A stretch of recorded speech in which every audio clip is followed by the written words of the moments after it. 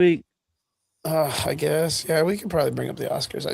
I haven't Who seen the cares Oscars. about the freaking Oscars, I haven't man? seen the Like, Oscars in like a billion years, man. yeah, But I mean, like I wouldn't it's even I know just mean, what. it's it's all entertainment. rigged. So It I guess probably whoever's is, like the but blackest gets an Oscar. You know, I mean, not only that, we already pay these blackest dudes and like gayest will get millions the and millions Oscar. of dollars. Like, what would you care about a little rinky-dinky award when you're already getting paid $1 million to fucking make a shitty movie? Yeah, it's a jerk fest. It's a circle jerk. Yeah. That's what it is. I mean, I guess like the idea is like, of course, like the Well, idea of what the Oscars and all that shit represents, right? yeah. Like, I Well, guess it used to mean something until like we started seeing a bunch of really garbage movies get an Oscar. yeah, That was like even the critics You're were like, right. "Why the freak did this get an Oscar?" And we're like, "Yeah, it's because it's bought." yeah. You know. Alrighty, boys, let's get into this motherfucker. It's gonna be a chill day today.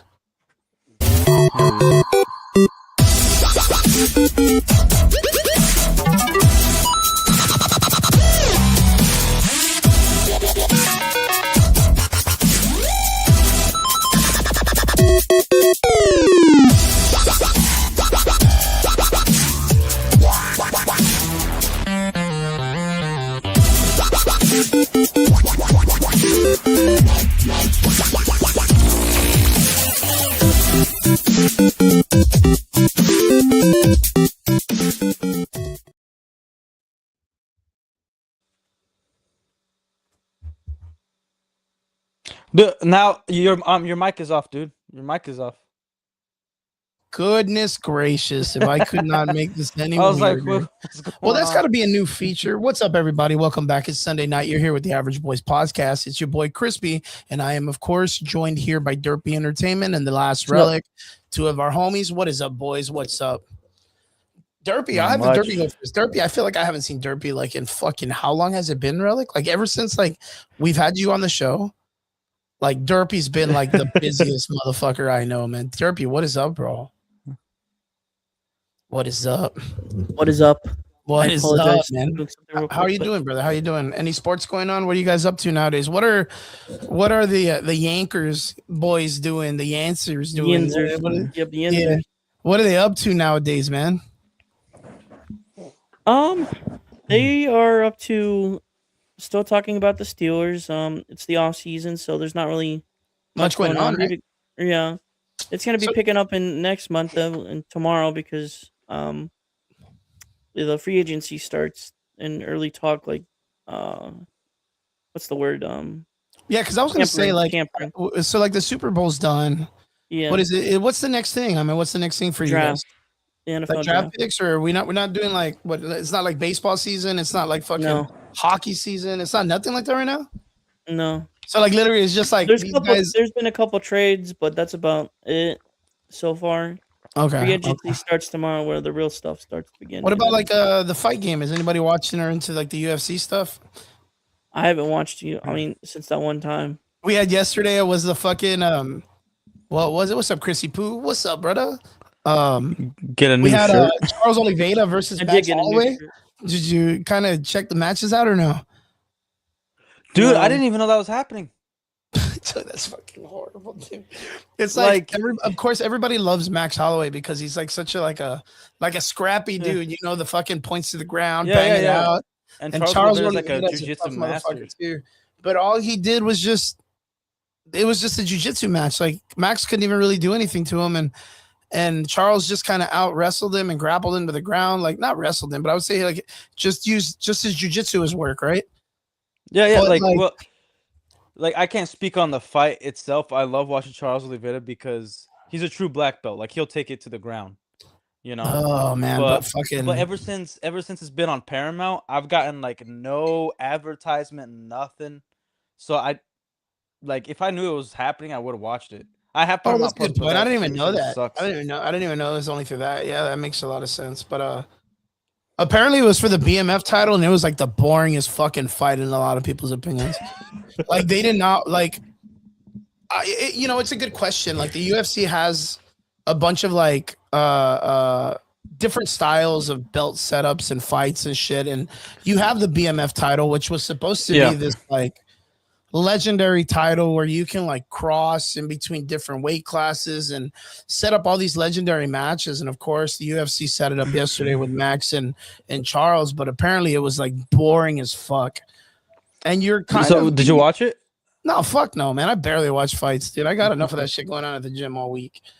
But like, it's one of those things like you're kind of anticipating the idea of these people like putting it out on the line, especially for BMF. such a prestigious belt that's represented for like the toughest motherfuckers in the Yeah. sport. You're expecting to see some shit. So like a lot of people, I guess, were thinking like they're doing jujitsu, they're doing all this stuff, and they were expecting Charles to kind of be like, just let it go and be like, hey, fuck it. Well, why aren't we just banging, bro? Like, why aren't we just banging? And yeah, it turned out to be pretty boring. But they did make a really cool announcement yesterday, which was for the White House fight. Did you hear about this yet or no? No. So they're doing a UFC matchup on the yard of the UFC or of the White House, like literally at the presidential White House. What's up? What's good to All see right. everybody? Like I have to go watch the fight to like actually have an opinion on it, but just knowing it's Charles Oliveira in my mind, it's like it's for jiu-jitsu fans. Yeah, Probably jiu-jitsu fans were entertained because we know what's going on. You know, it's a hard thing for people that don't know anything about jiu-jitsu to be entertained by a jiu-jitsu match. true. You know what I mean? I wonder if Derpy, are you there, Derpy? Yes. Sorry, I'm eating. You guys talk real quick. Let me answer the phone really fast. It's my dad. You're good. What's up, dude? Derpy. What up, man? So you're like I saw all the freaking NFL stuff that you have going on, all the different channel or I guess Yeah. show stuff that you have. So what's going on with that? Well, I'm introducing new pod segments for the channel. Basically, Are you gonna have like a bunch of different guests? probably, yeah. Sorry, When I Dad, get sorry. if you guys are available or whenever you're available. Dude, I don't know anything about the NFL.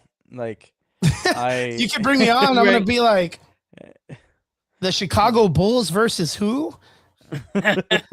Dude, I'm really bad at football, bro. But I did watch the Super Bowl. I mean, everybody kind of did it as it's kind of like a traditionary value thing. You know what I mean? It's Right. like Christmas, but for sports. So I did enjoy that. Yeah, I did not watch it. I did not No? watch the Super Bowl. Was it because Wow. of Peso Puma or what's the guy's name that sang? Daddy Yankee? No, Bad Bunny? Bad Bunny. It was one of those things. Did you not watch No. Kazam? No. No. Like funny story at my jiu-jitsu gym.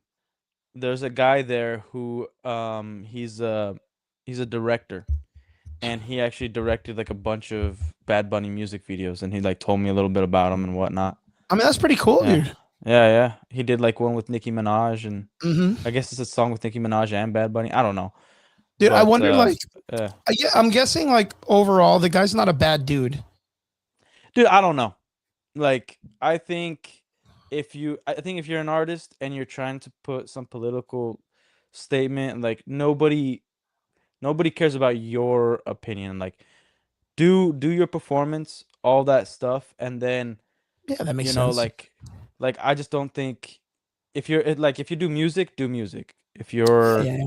if you make movies, make movies. I think you kind of and they're never like these Hollywood stars, music stars, whatever star you are, they never understand that their fans are from all sides of the political spectrum. So then Yeah, they of course. alienate the other Yeah, side they alienate a instead lot of of them when like they start to pick instead of sides. just Right? instead of pointing out like, hey, look, this is my belief. I don't like this, but if you do like it, I don't think you're a terrible person for supporting this, this, and this. I True. just don't. It's just this is my opinion. Nobody's really doing that. Or at least very few people do that. And that's where it's like, even if like you're on my side, you know, like you align with me politically, but you're like hating everybody else. Like, what's the point? Isn't the point of like uniting everybody and being like, here's the common ground. You could believe this, and then this common ground is called tolerance. We could still hang out and do whatever. It's just I hate hearing about politics, especially when artists talk about it, because they talk about it like it's gospel. Like, if you're not on my side, then you are evil or something. So It's I kind just of weird, like right? whatever. like it's kind of weird. Yeah. Like I want to just put this out there. Like you look at Danny Trejo, right? Mhm. Like, do you know who Danny Trejo is? Yeah. So like Danny Trejo is like a guy that came from the streets. You know what I mean? Like straight up, like had a rough upbringing, spent time in jail and all that stuff in prison. Yeah. Got out and was blessed enough that he made a connection and was able to get out there and get found and all this stuff, right? And he has such like an uncle, like a cool uncle kind of vibe for everybody in the world. Same thing with like a Denzel Washington. Same things with like what's the other guy's name? Morgan Freeman. Like some of these guys kind of had like these really nice like regular upbringings that when they do reach a certain fame and prosperity and they're asked these questions, they find very interesting ways on how not to really answer them, but to give like subtle nods without being too direct. And I think it's important to understand that I think they get a certain grasp on it where it's like they know that the position they're in is not because of a political view or something like that. They got it there with their hard work and dedication, right?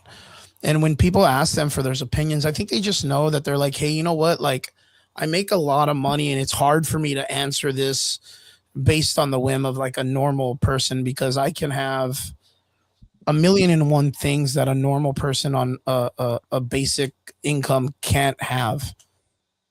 So like, I just remember fucking watching a video one time about what's that fucking guy's name? The one that Microsoft, Bill Gates, right? Bill Gates, yeah. And they were asking him like, it was like on Oprah, it was on something, and they were asking him about how much he thought like normal food at the grocery store costed. And for being a genius, he's dumb as fuck, dude. Like, that guy does not leave the house, dude. Like, and I'm not saying he grew up in royalty, because that's the other thing is some of these. It's just the actors that grew up as disconnection. legacies- It's like you've been have a yeah. lifestyle for such a long time that now you don't really know, like, because what the norm is, right? Yeah, like you go if you're making millions of dollars or billions even, and you go and let's say you have a driver, you don't know the cost of gas, and even if you put your own gas, you're just swiping the card like it's nothing. Yeah, and you just pay. That's you're not over there on the gas tank and like trying to make sure that it doesn't go over like $20 because that's all the gas.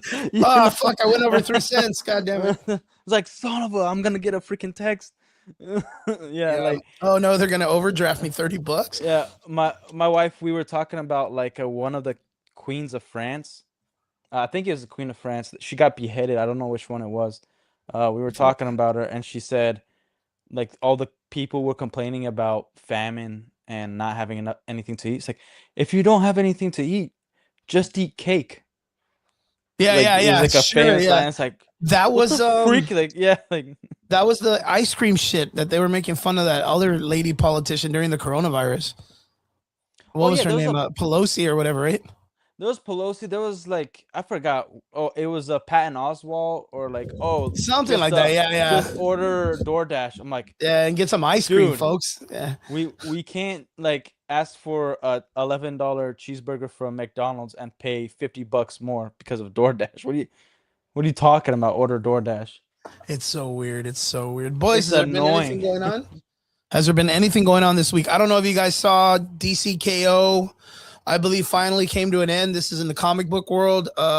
Superman, I believe, beat Darkseid, which kind of happens all the time. My boy Superman, but didn't he become like some sort of like bluish god or whatever? I forgot what it was. Yeah, he got like well, the thing is like you have to remember anybody that wins the Darkseid tournament gets imbued with like Darkseid energy. So I don't know if in a sense of it corrupts also. But like I was kind of like iffy about it at first because I don't know if you guys are familiar. Derpy's kind of young. Relic, I don't know. You're kind of in your 30s, right? Like early 30s, mid-30s. I don't know if you guys are familiar with like the Superman Doomsday story back in the day. Yeah. The death of Superman, Doomsday comes. He's this fucking animal creature. The idea of Doomsday itself was kind of interesting because he was like their version of the Hulk. But every time you would hurt him, he had like a Super Saiyan vibe. He would like evolve to be able to defeat whatever killed him the first time. Yeah, well, that was pretty much the Hulk. Like every time he got angrier or got Well, that's more the Hulk. damage. The He Hulk got gets bigger angry and and he gets stronger. stronger. So like if No, you I hit him know, and he but gets mad, he gets more and more yeah, and more and but more. like Keep trying. It's yeah. like a what is it called? Like the Mary Sue shit, right? But for Darkseid, you would have to defeat him. I guess that means like kill him because you can't just knock him out. Yeah, And yeah. then he would adapt to that, and then it cannot happen again. And that's Mhm. why he was like a really good villain for Superman, I believe. But in the beginning of this DCKO series, they introduced the Timekeeper, and it was it was not a dark side. It was a Doomsday from the future who had survived. What's up, Chuanu? What's up, Mark? Good to see you, brother. I hope everything's going good. Long time, long time. Doomsday ends up going into the future and getting his ass whooped a billion times over and becomes sentient, educated, and apparently in this one he comes back to help Superman to make him like the ultimate of the ultimate Superman, right? Which Mhm. of course it's got to be like our main continuity Superman, the one that everybody loves. I believe this is still the Clark Kent Superman, the Christopher Reeves Superman. I believe this is still him Mhm. in the comics. But he comes back to tell him about Darkseid's war that at when Superman showed up and Doomsday was there, he was like, "Well, I'm gonna fucking kick your ass right now." And he goes, "Whoa, time out. I'm worried that if that happens and you beat me, I'm gonna become an immortal god. So please, like, refrain yourself, Superman." And Superman was like, "Oh shit, like I was about to smoke your ass, but not no more." Yeah. But like same thing, he doesn't want to be involved with Darkseid because if Darkseid assaults Doomsday, he'll evolve farther and eventually be a god. And Doomsday's Mhm. character is kind of like, I don't want that to happen. I'd rather have Superman because he's like the best of the best, right? It's always the same thing. Mhm. I don't like it too much. I don't like the idea. I do like the idea of knowing that Doomsday would eventually be this like overbearing cosmic god, like in the DC universe, like this super crazy villain. But like, I don't know, bro. Like they tried to do the same thing with the Hulk, with the one above all shit or the one below all. Here's the big problem with comics is everybody's afraid of just making a brand new character. It's all Yeah, nostalgia. They're like, all right, what if Doomsday did this instead of being this crazy freaking like dumb, just like empty vessel, brain dead just like animal, right? my only objective is to kill Superman. Like, just keep it as that. Just keep Doomsday as that, and then make another character with that same, like, I guess, concept that you had in mind. And like one of the problems, even in the movies, the MCU, DCU, is that we're not getting any more new characters. Yeah, Because if you take right now, comics is dead. It is. It is not what it was even 10 years ago, even 5 years yeah. ago. It is like Okay, if I you go to agree. any comic shop, your no comic shop only has comics. It's like 25% of the store, and everything else is like Warhammer, Hot Toys, Yeah, you tabletop got a bunch of games. boxes full of old comic Yeah. books that don't sell. A Yeah, whole yeah, bunch, and a it whole bunch doesn't of sell. And comics. also they have to keep putting the price up. And the only ones that sell are back issues Yeah. because most of the And new I ones are would say just still even the garbage. omnibuses too sell pretty well, right? Yeah, the omnibus sell really I well still say because that they it's would sell like, probably better than the regular comics. well, it's because it's not like comics are now more of a collector's item. You know what I mean? Yeah, Like the big one of the bigger issues is like I pointed this out where even animated series or TV shows they would add a character that actually worked. Like Harley Quinn doesn't work without the Joker, but they made her for the animated series and it became somewhat of a beloved character. It was very interesting.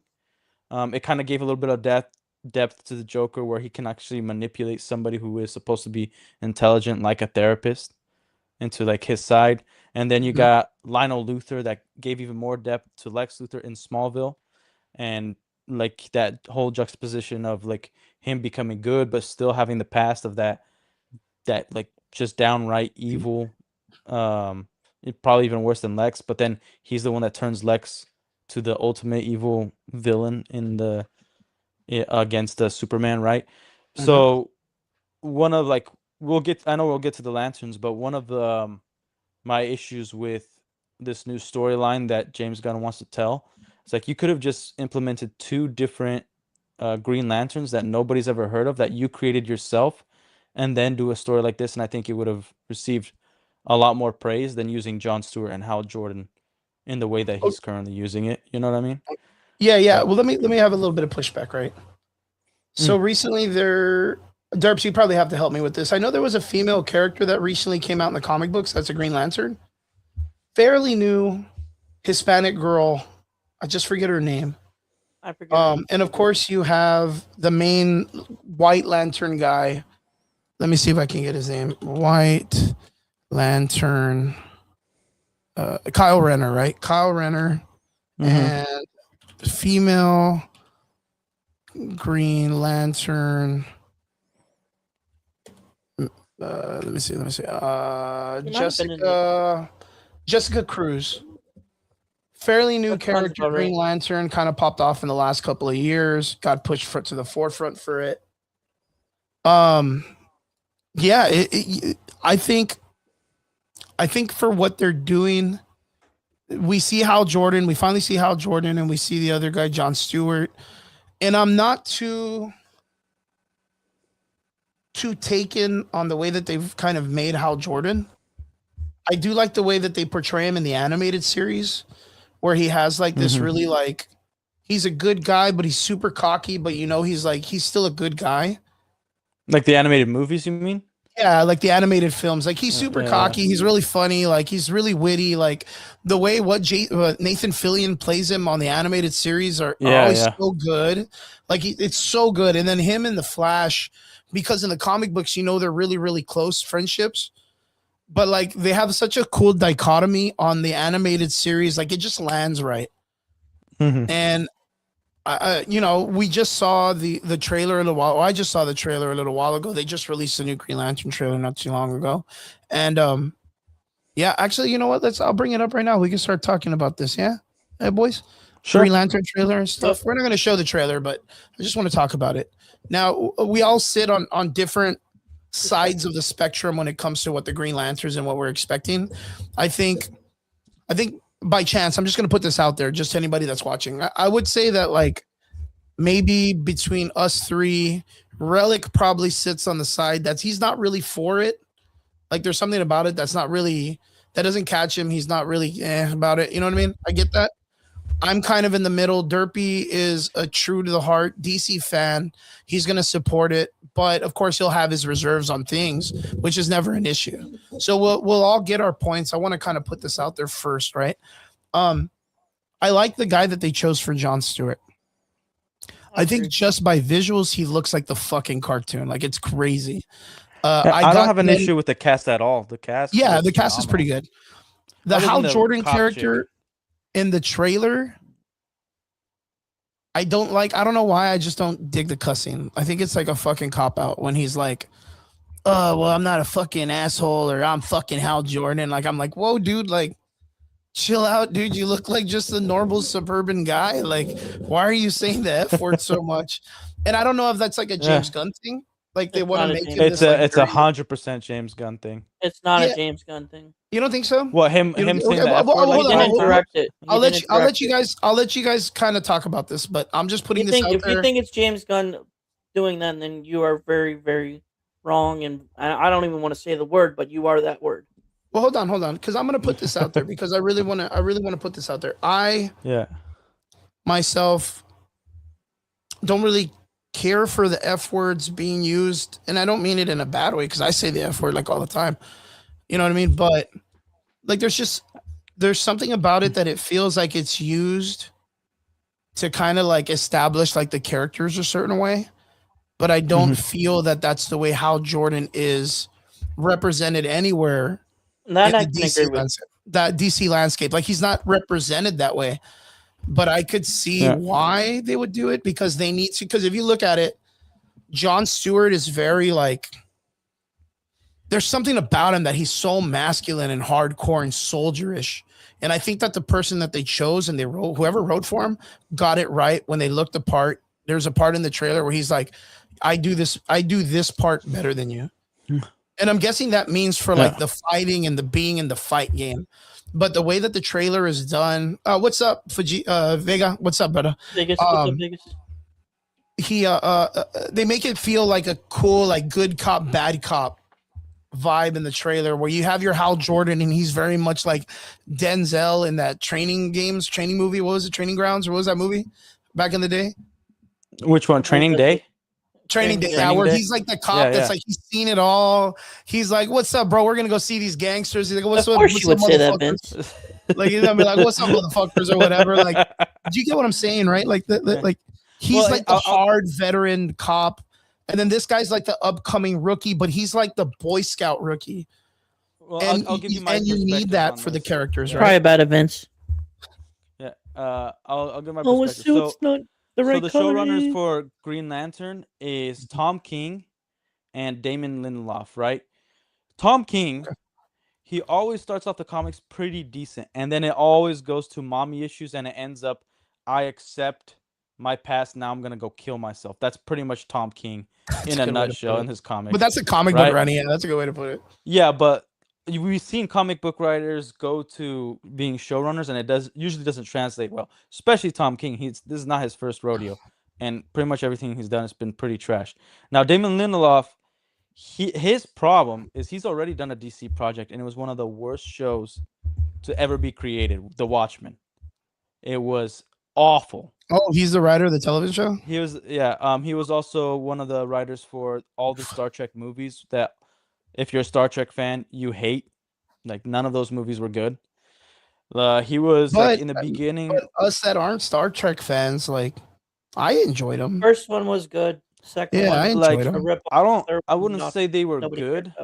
Yeah, I wouldn't say them. I'd say they were entertaining. I would say they were Yeah, entertaining. yeah. They just Yeah. they kind of reached, what is it, like the streamline. They're streamlined movies now. They're not like as Well, it was as J.J. Star Abrams Trek-y as they used to be. Yeah, like, this guy comes from the academy of J.J. Abrams, pretty much, right? Like, this guy is not smart. And the reason why I say, like, the cursing and stuff is very much James Gunn is because James Gunn hired these guys. He's the one that has final say on how it ends up and where it's supposed to take, because he's creating the universe. Just like Kevin Feige is to blame for all the successes in a way, because there was 3 other guys involved. But Yeah. Kevin Feige's to blame. The accountability, for all the right? He has the and accountability for it. all the hate too, because Even he's though the he one that didn't says, write like, it or direct it, but hey, Yeah. I was gonna say, No, yeah, Derpy. but- I mean, I but see. he allows the writing to happen. If he says, like, this doesn't make sense, let's take it out, they have to take it out. James So, I Gunn wanna- is yeah. I want to ask Derpy. Derpy, where do you feel that it's that? What's your opinion on it though? Like, on that part. Like, I want to know. Like, I know that like Relic is saying that it's a James Gunn thing. You're saying it's not. Where's your stance on it? Like, how do you feel as a DC fan on how they wrote that and the cussing and all that stuff for the character? I mean, I'm not saying it's bad. We're all fucking adults. Like, you know what I mean? Like, an F-word isn't too bad. exactly. Yeah. We're all adults here, and we're complaining about an F-bomb. Like, what are we talking about? Well, again, it's like, are we the audience, or are these characters supposed to be for children? That's one. It's on HBO. You know what I mean? Like, I just want to put that kid's out show. there, right? It's not a kid's Oh, show. go ahead, Derp. It's on Yeah. HBO. That's how I feel about it. If it's on HBO, then it's for adults. If it's in the movies, it's probably aimed both crowds. But if it's in HBO, that's how I feel about it. Okay, so both of you, this is just me putting it out there. Both of your opinions. Do you feel like the DC universe, film-wise, is supposed to be for like kids, teenagers, or adults like us adults? Who's the audience? Who's the target audience? Well, first of all, it depends on how successful do you want it to be. If you're putting it, I'm asking this. I'm not asking the sense of it's going to make money or not. I'm just asking this: what you feel easily across the board. Who do you think the target audience is for the DC universe? I think who James Gunn is targeting is just adults. Okay. Now, Derpy? what DC is for, I don't think is just for. Well, hold on. There, we'll get into that part too. Yeah, Derpy, what about you? I think what we got and announced a couple in 2023 is what we're getting. So, and But what do you? No, I understand that. But adults. what audience, right? Who do you think the audience is supposed to be? Adults. this specific project, adults. Okay. Now with that, who do you guys think it should be that the target audience is? Okay, well, first, before I answer that one, I think even though it's targeting for adults. I don't think it's targeting the fans because like we didn't get that kind of cussing in the comics. You know what I mean? Well, they're trying to make it more mature, but you're making a superhero come off as not only a regular guy, and the whole trailer they both kind of they're not likable. Neither one of them is likable in the trailer. Now, when the show comes out, maybe they do become, but the trailer's supposed to get you enticed to go and watch the show, the movie, whatever it is. So I think the big problem is that even if they are gonna cuss, they shouldn't have had it in the trailer. And the F word already turns you off. Like the the the problem is, like, for instance, I have kids, right? When I watch a superhero thing, they're usually around, so I want to watch with them. You know, I want to True. like what nerds Let's do. turn We on want Age to of Ultron, share. right? We Let's turn on Age of we Ultron, right? I haven't shown them that movie, but we want to show we like the things that nerds love the most is sharing what we love. And if a show doesn't respect the comics and what came before, we generally don't want to show that, even if it is different. Like Smallville is very different from the Superman comics, right? It's a completely different take, but they do. Jonathan can't write. They introduce a great new character. They have this dynamic from the original comics of Superman, where Superman and Lex are kind of friends. Um, and so you do want to introduce it because they respected what came before. They even respected Christopher Reeve. They had Christopher Reeve there multiple times. Whatever. I just don't think that this is gonna get the comic book fans interested. I think it's gonna get a lot of normies interested that like Okay. don't know anything about Green Lantern. Oh, but that's good if you're trying to That bring I can someone agree in. with, Relic. Yeah. I mean, at the That, same that time, it's last not part. bad to try to bring in people into like the IP to bring in more fans and stuff. But Derpy, what about you? How do you feel about the way that the trailer kind of like promoted these characters? And I feel that um I'm okay with it. I'm an adult now. I mean, but I get what Relic's saying. I get what you're saying with the Yeah, kids part, and no, it's not also not how the characters would act. yeah. Is what I get what you're yeah. saying. My opinion is very much. I think the like when you write a script, when you write anything, the heroes, you have to give an illusion of something higher than your normal person, even if it's just like a percentage higher, right? So I think the F bomb is problematic by one of the heroes saying it, because when somebody cusses in that kind of like nonchalant and they don't really seem like they care too much about what's going on, it's for you not to really And like them. Like for instance, Green Lantern, like the Superman movie. Say what you will about the Superman movie. A big problem about it you is that hated there's a the lot of Superman movie. vulgarity, and the Superman movie is supposed to bring families together. You're supposed to believe a man could fly. Out of all the superhero movies, Superman is supposed to have the purest line throughout. You know, because Superman, regardless if they make comics for adults now, Superman attracts kids. And I saw Vince talking about toys are for kids and shows and movies are for adults. I don't necessarily agree with that because it's all marketing and they intertwine together. Like I don't want to show my kids the Superman movie, regardless if it's the newest one, even if I like it. Because like showing a Guy Gardner, his imagination is just flipping off one of the tanks instead of something really cool, and then like everything's like edgy, and they're like I personally I don't cuss. I'll say anything else, but I don't cuss.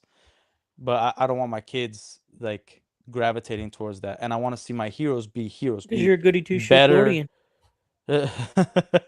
I just want my heroes to be, you know, like Superman. He's supposed to be elevated.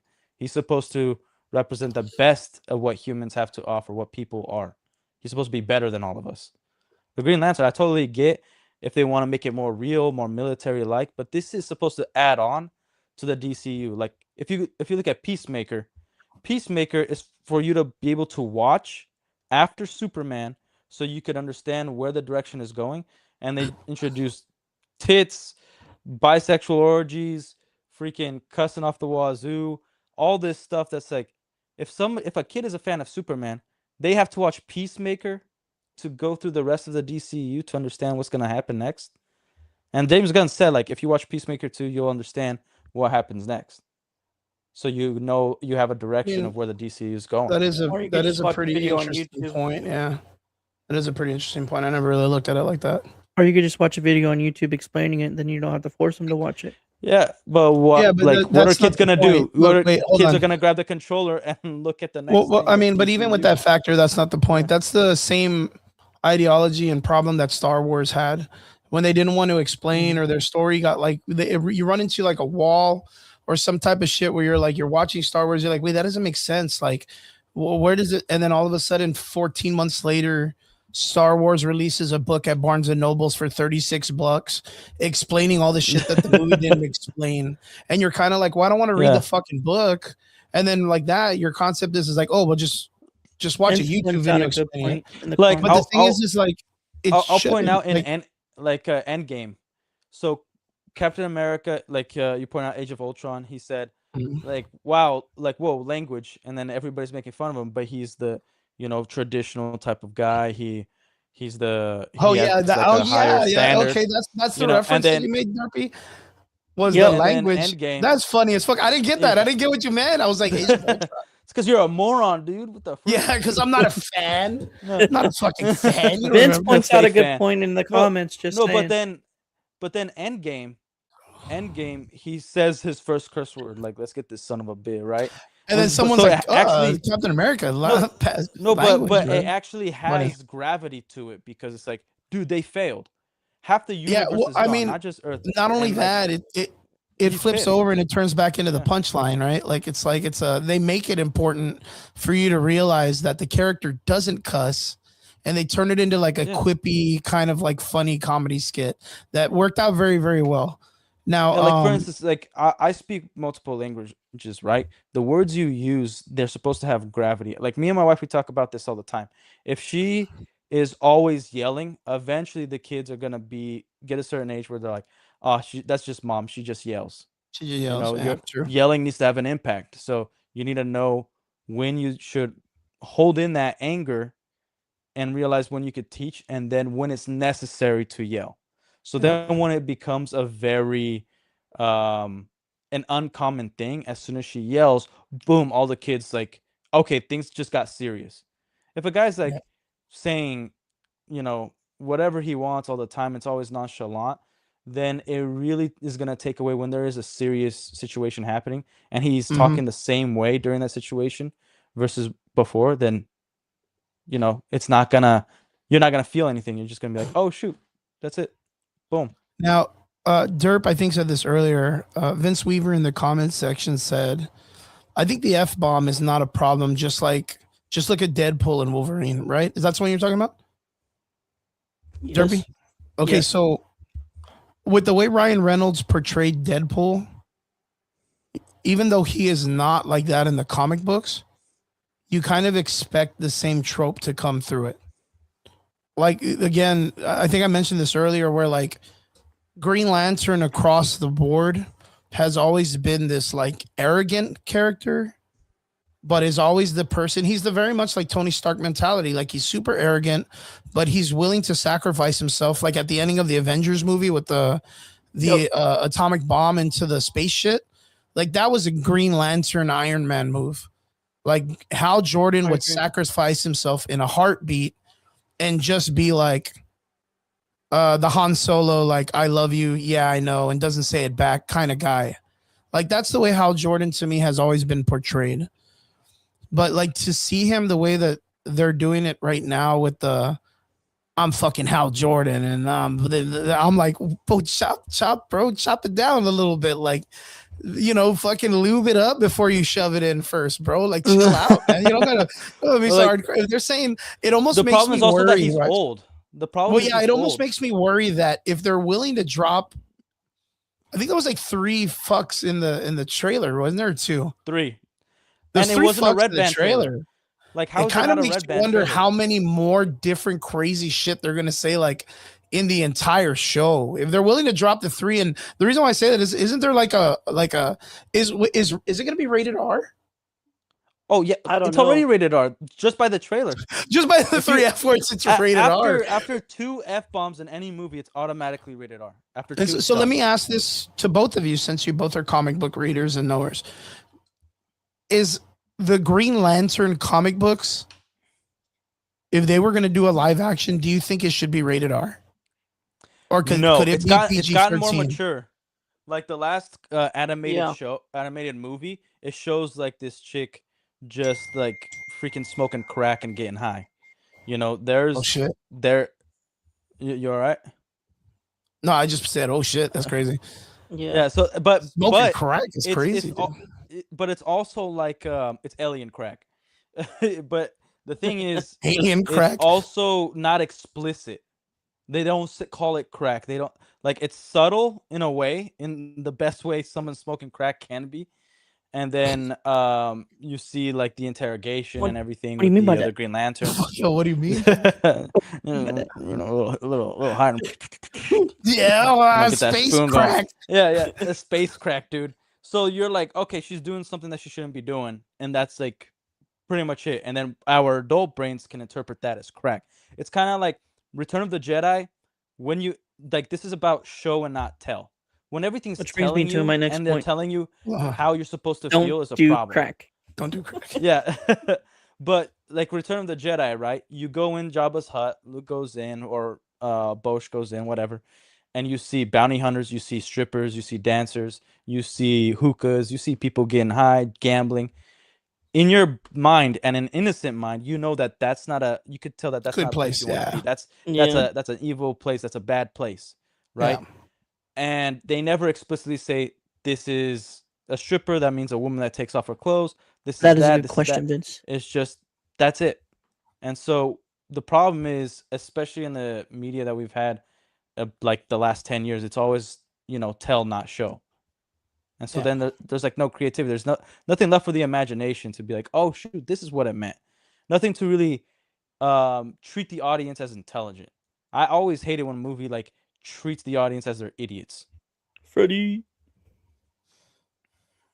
Yeah, straight up. It's one of those things like they always dumb down the audience. It's been a recent thing that they gotta Yeah. kind of like try to explain everything to us. And like the idea is like, oh, what's up, Freddie? What's up, brother? Good to see you, my man. Good to see you. No, and it's also like with this Green Lantern trailer specifically, I don't think they understood if you're gonna go with this tone, then Hal Jordan should have been like 30 years old. Because okay, Eh. it depends on which iteration they're gonna make the comics, right? Or they're kind of taken away from, right? Is Hal Jordan a veteran or is he just a regular dude? Is he a detective? Is he a police officer? Is he just a worker? Like how are they gonna portray that? And then is Jon Stewart a veteran? Well, if they're both veterans, there's a big issue. Hal Jordan has always been like the womanizer, right? So you're going to yeah, he's gonna sleep with chicks and then not call them, whatever. But he's probably been a Green Lantern for at least 20 plus years because he's Yeah. an old guy. And you're telling me now at one point he never felt remorse. He changed a little bit of his ways. He's not perfect, but he's progressed as a human being. Like he's acting like he might be a veteran when it comes to being a officer, but he's acting like a total douche.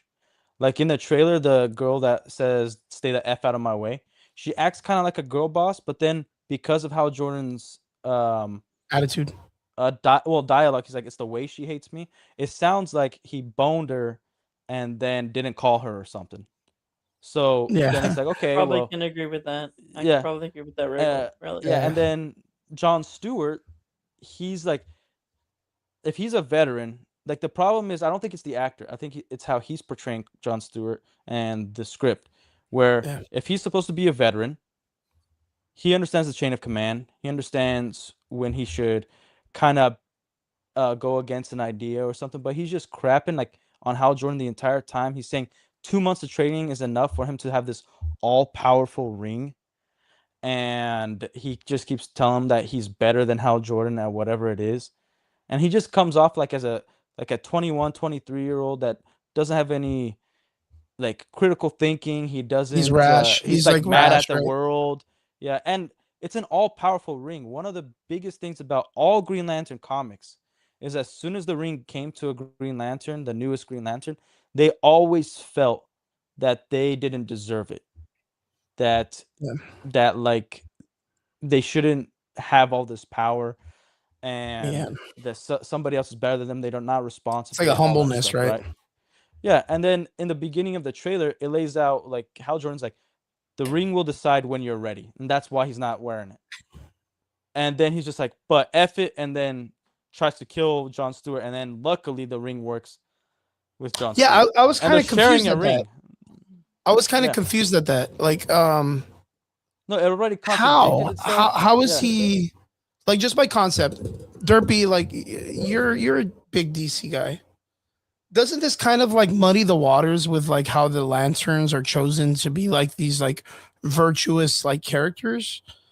Like we have a person like Hal Jordan, who's this like arrogant, like I know everything person with attitude, and he's like, yo, I'm gonna unless Jon Stewart already has the ring, and he's trying to train him how to use it, but he's technically saying the ring hasn't chosen you, even though how does he That know I'll give he's you that. supposed- I'll give you that. Yeah, like it's kind of like it baffles my mind. Is like, how is Hal Jordan training someone to be a Green Lantern if the ring hasn't chosen him yet?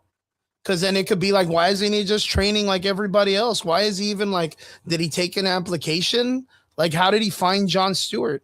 Unless a ring chose him. Because even with that, like Hal Jordan didn't have any training. He just got the ring from the dude that died and like just went out there and then went to the Green Lanterns because the ring took him, and then he trained on the planet, and that's it.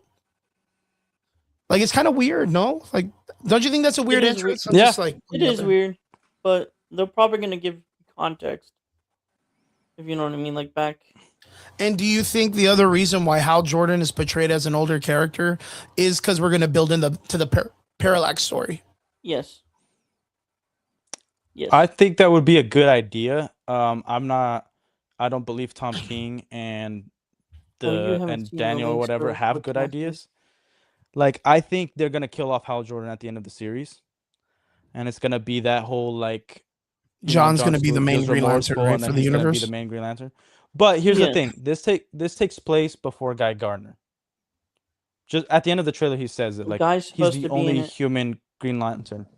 Well, like Hal Jordan says, he's the only human Green Lantern. So we don't have Kyle Yeah. Rayner, we don't have Guy Gardner, we just have Hal Jordan, right? So they've already changed the lore and how the ring works multiple times in this trailer. Because the ring, so in the first comic iterations of Green Lantern, they did hang up the suit. They did. Like, it was a regular suit. It was stupid. And then they realized that, like, that doesn't make sense. It's not like a Superman thing where they could put it over. So let's put it in the ring. As soon as you have the ring, it forms a suit. So then they changed that, obviously, for the better. The way they changed it here, this is what I'm thinking is what they're trying to do is like maybe the ring is sensing that like Hal Jordan is at towards the end of his life, maybe he has cancer or something, and that he needs to, and luckily he's still alive, so he's already training the next officer for that sector, which is Jon Stewart. It's already So chosen you John. think by chance the ring told him that there's someone? Yeah, again, I'm not saying it's a good idea, but I think that's what they're going with. Okay. And then the other lore change is that the lantern rings aren't communicators no more. Like, he makes and this is the part where writing, if they change it, then they just threw in that line as a joke, which is stupid, because they said like, oh, one of the guys is a squirrel. Like, I'm the only human. What do we like? How are we gonna communicate? And the lantern rings acts like as a communicator where all the lanterns Yeah, they're can all talk connected. with one another. Yeah. Yeah, they're all connected. So in our view, it's gonna come off as English because in our world, like, Americans write the comics, but they could be speaking whatever language they want to speak, and they're able to communicate and understand one another. Because Yeah, of the it lantern instantly rings. changes to the language you Yeah, write. yeah. Like it's got a translator to it. But Derpy, how do you feel about the costume thing? Did Ryan Reynolds kill the energy costumes for you? I think it's just a completely different version, and they're making their own version. I That's think all they I took feel. inspiration off Earth 11. Earth Yes. 11?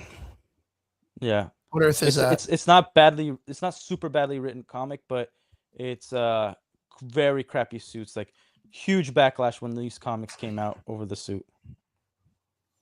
DC Comics Earth I just know it's 11. inspired by Earth The 1 female one? by Jeff Jones. Isn't that the all female? That's the No, all female one. No.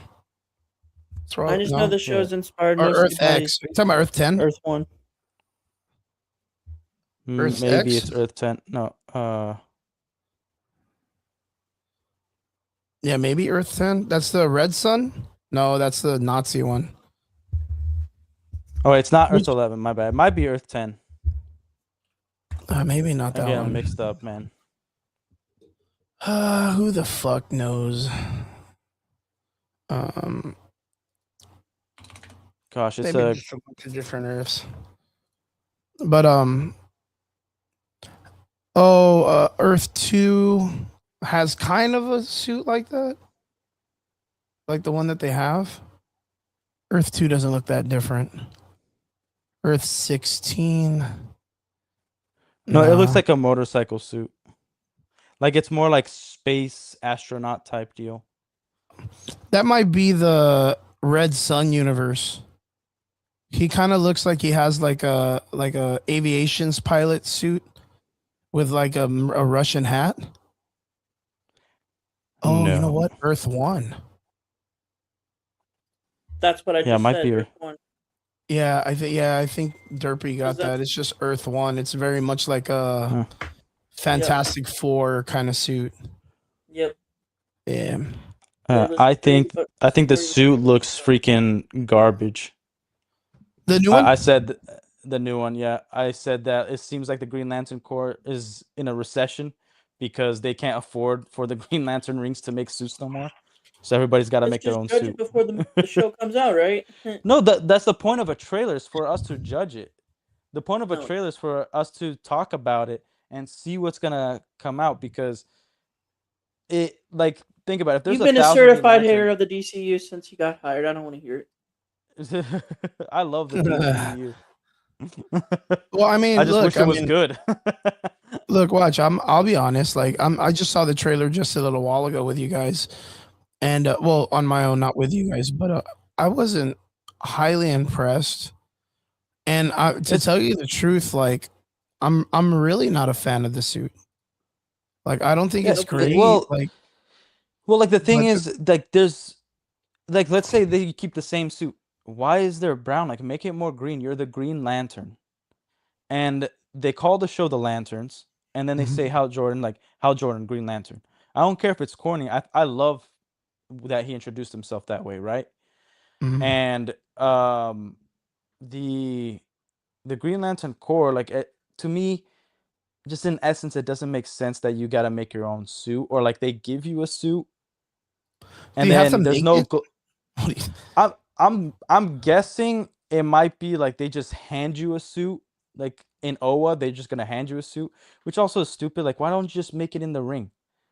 And there's no glow around the characters when they fly, when they use the ring. Like, come on, like just like little details like that go a long way. Like, there's literally almost no green. Like, even HBO Max, they on their Twitter, they made a joke because they got so much backlash of not having green. Like, a lot of people are hating this. That they put they did a snapshot of like when they're eating, and the basket is green, and they're like, look, there's some green. I mean, Like, Vince they just sent posted me on a their Twitter. picture.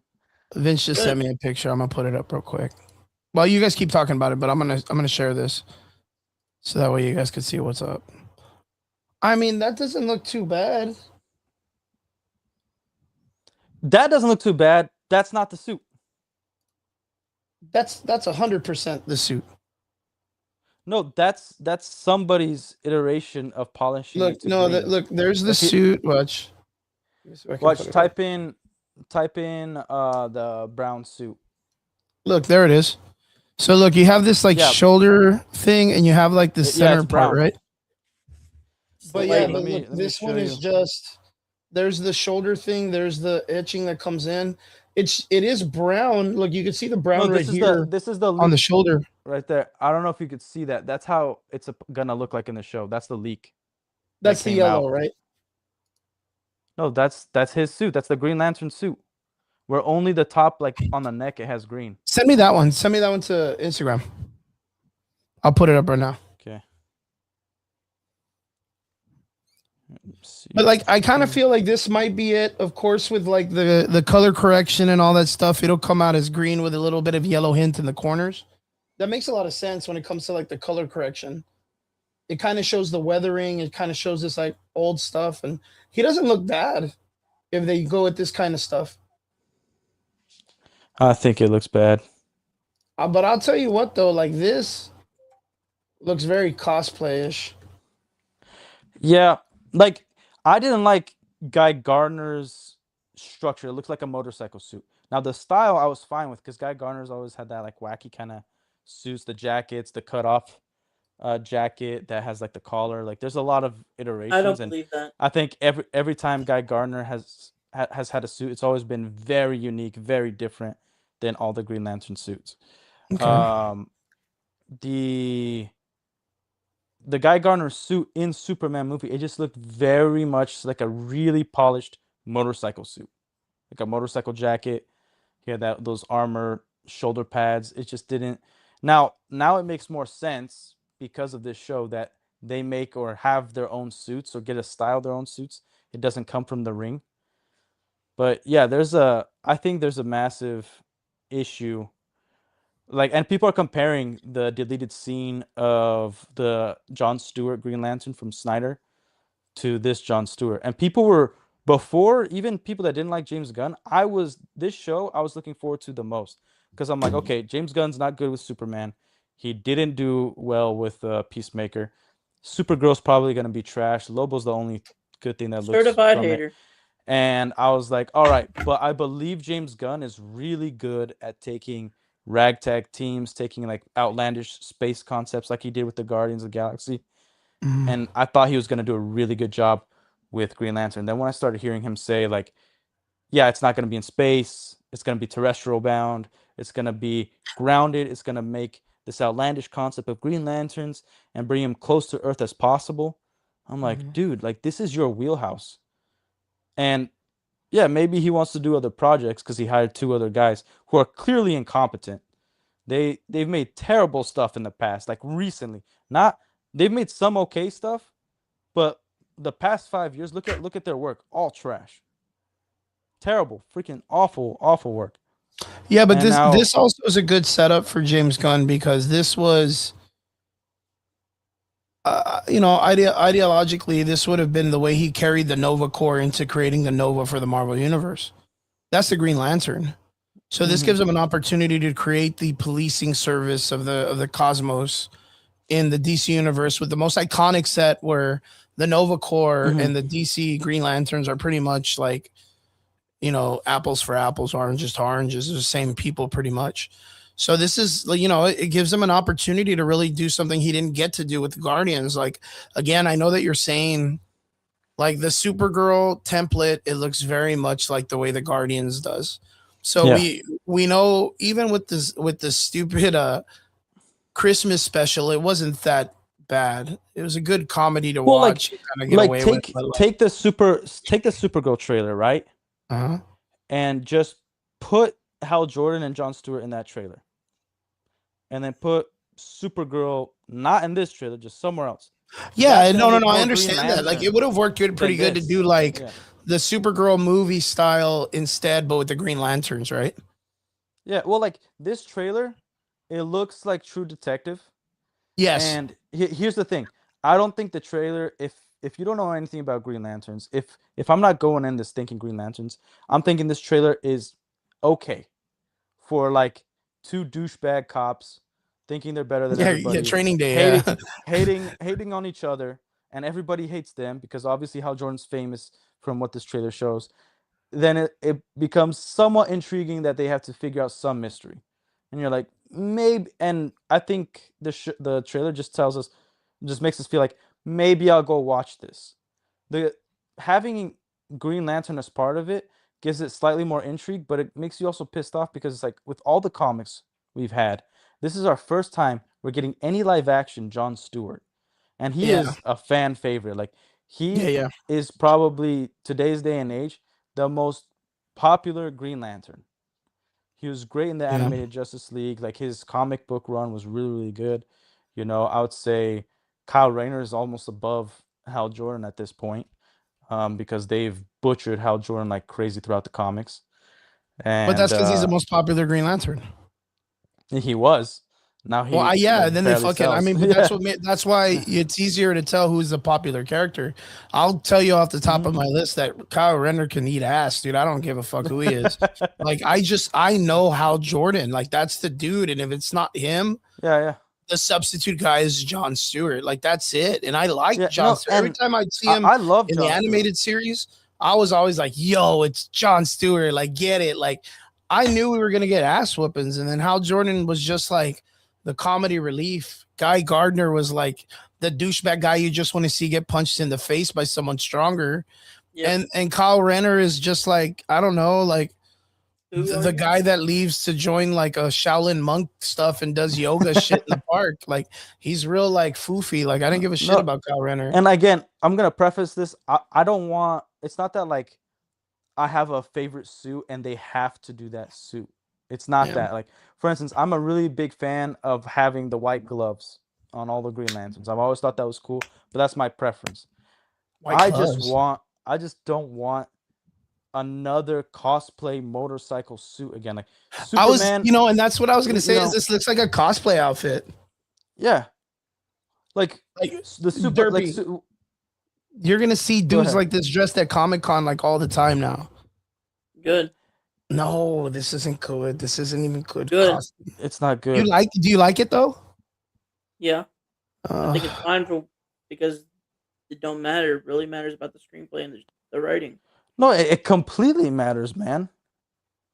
Like the suit is an essence of what that we're supposed to feel coming off the character. Like for instance, when you take Man of Steel and Superman, like James Gunn's Superman, you definitely feel more hopeful with James Gunn's Superman, and that's how you're supposed to feel because of the bright colors, and the cape. Like it's really supposed to amplify what we're supposed to feel from the personality of the characters.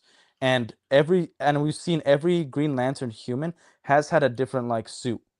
From Jon Stewart, Hal Jordan, Kyle Rayner, Guy Gardner, all of them, all very different, but the essence of Green Lantern. So, as much as I don't like James Gunn's like Superman suit, because I think it looks like the Kingdom Come symbol, then the New 52 collar, I like that there's the symbol on the cape. I think like my favorite symbol is right there, right behind me. That's my favorite Superman symbol. I'm not even the biggest fan of the Man of Steel symbol, but I thought it looked more like an S than a backwards Kingdom Come Z, because I thought the Kingdom Come comic is amazing, but it only works in that black and red. When I saw it yellow and red, I was like, oh, that looks like really off. And then Hey, the trunks, like it everything brings an aesthetic. So like the trunks being like actual like whitey tighty type deal instead of like just boxers actually brings an aesthetic to make the character bigger. So there's an aesthetic part where it's going to amplify the character, but it's going to also tell a story about the personality. Like suits matter. like I was gonna say, like, doesn't You this kind of give you like this is like just shooting it out there in the sense of design qualities, right? Doesn't this give you more like of a Hawkman outfit? More like a Green Arrow outfit. Now you see, I don't see Green Arrow because like it looks very like it looks kind of spacey, right? But it looks like, do you remember StarCraft? No, not StarCraft. Stargate, like Stargate-ish. Stargate, yeah. It looks very much like. So I'm not like it looks very Egyptian almost, or like Persian. I don't know how to explain it, but it just doesn't seem like a almost like a over the top gladiator spacesuit. Yeah, like I don't know, Derpy. Do you see that, or like is it kind of like a little bit of the same idea, or what do you think? Like I don't see Space Cop. I don't mean to be a jerk, but hey, there's people dying every day, but here we are complaining about a suit about a fictional character. The Yeah, movies like aren't let's ki- not Derpy, get into that. Like, who Derpy, gives the a movies aren't damn? killing people.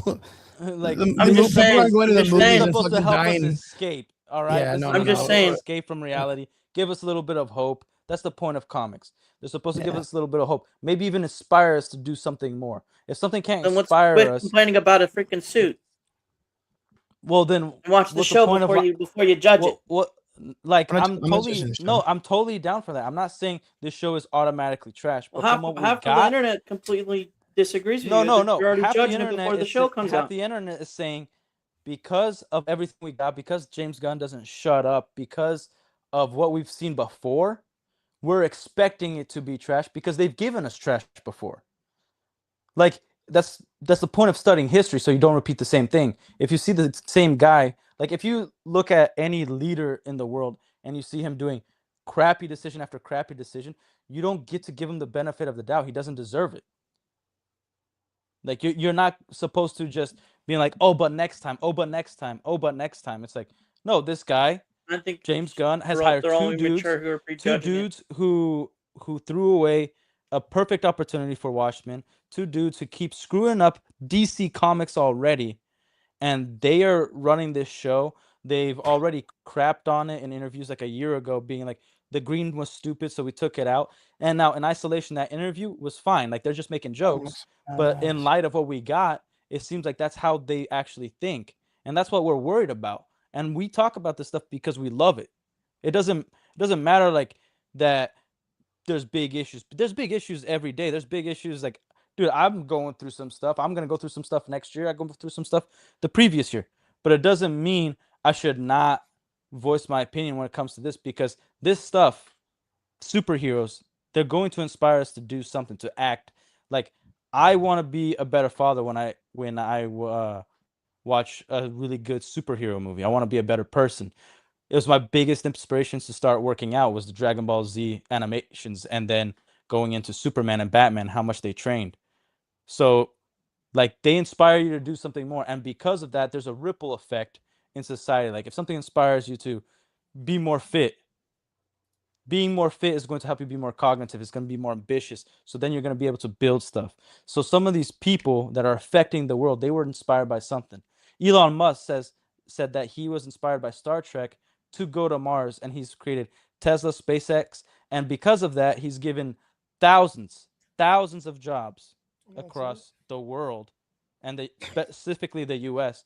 And a lot of people are able to live their lives because of that, because he was inspired by something as nerdy as freaking Star Trek. Now that's not his whole inspiration, but he's the one that claims that. So when something is good, it's important for us to take it seriously and to voice our opinion when we don't think it's gonna be good.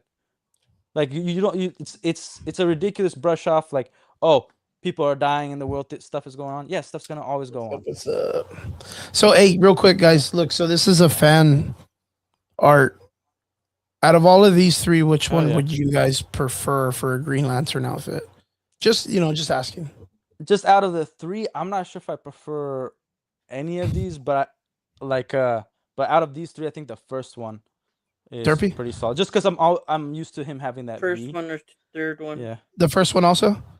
First one one, or third one, I one? agree with. I was Derpy. gonna say the third one too. The third one armor looks pretty cool. I like the second one, but it's very much like A-Train from The Boys. Yeah. Yeah. But the first one and the third one look dope.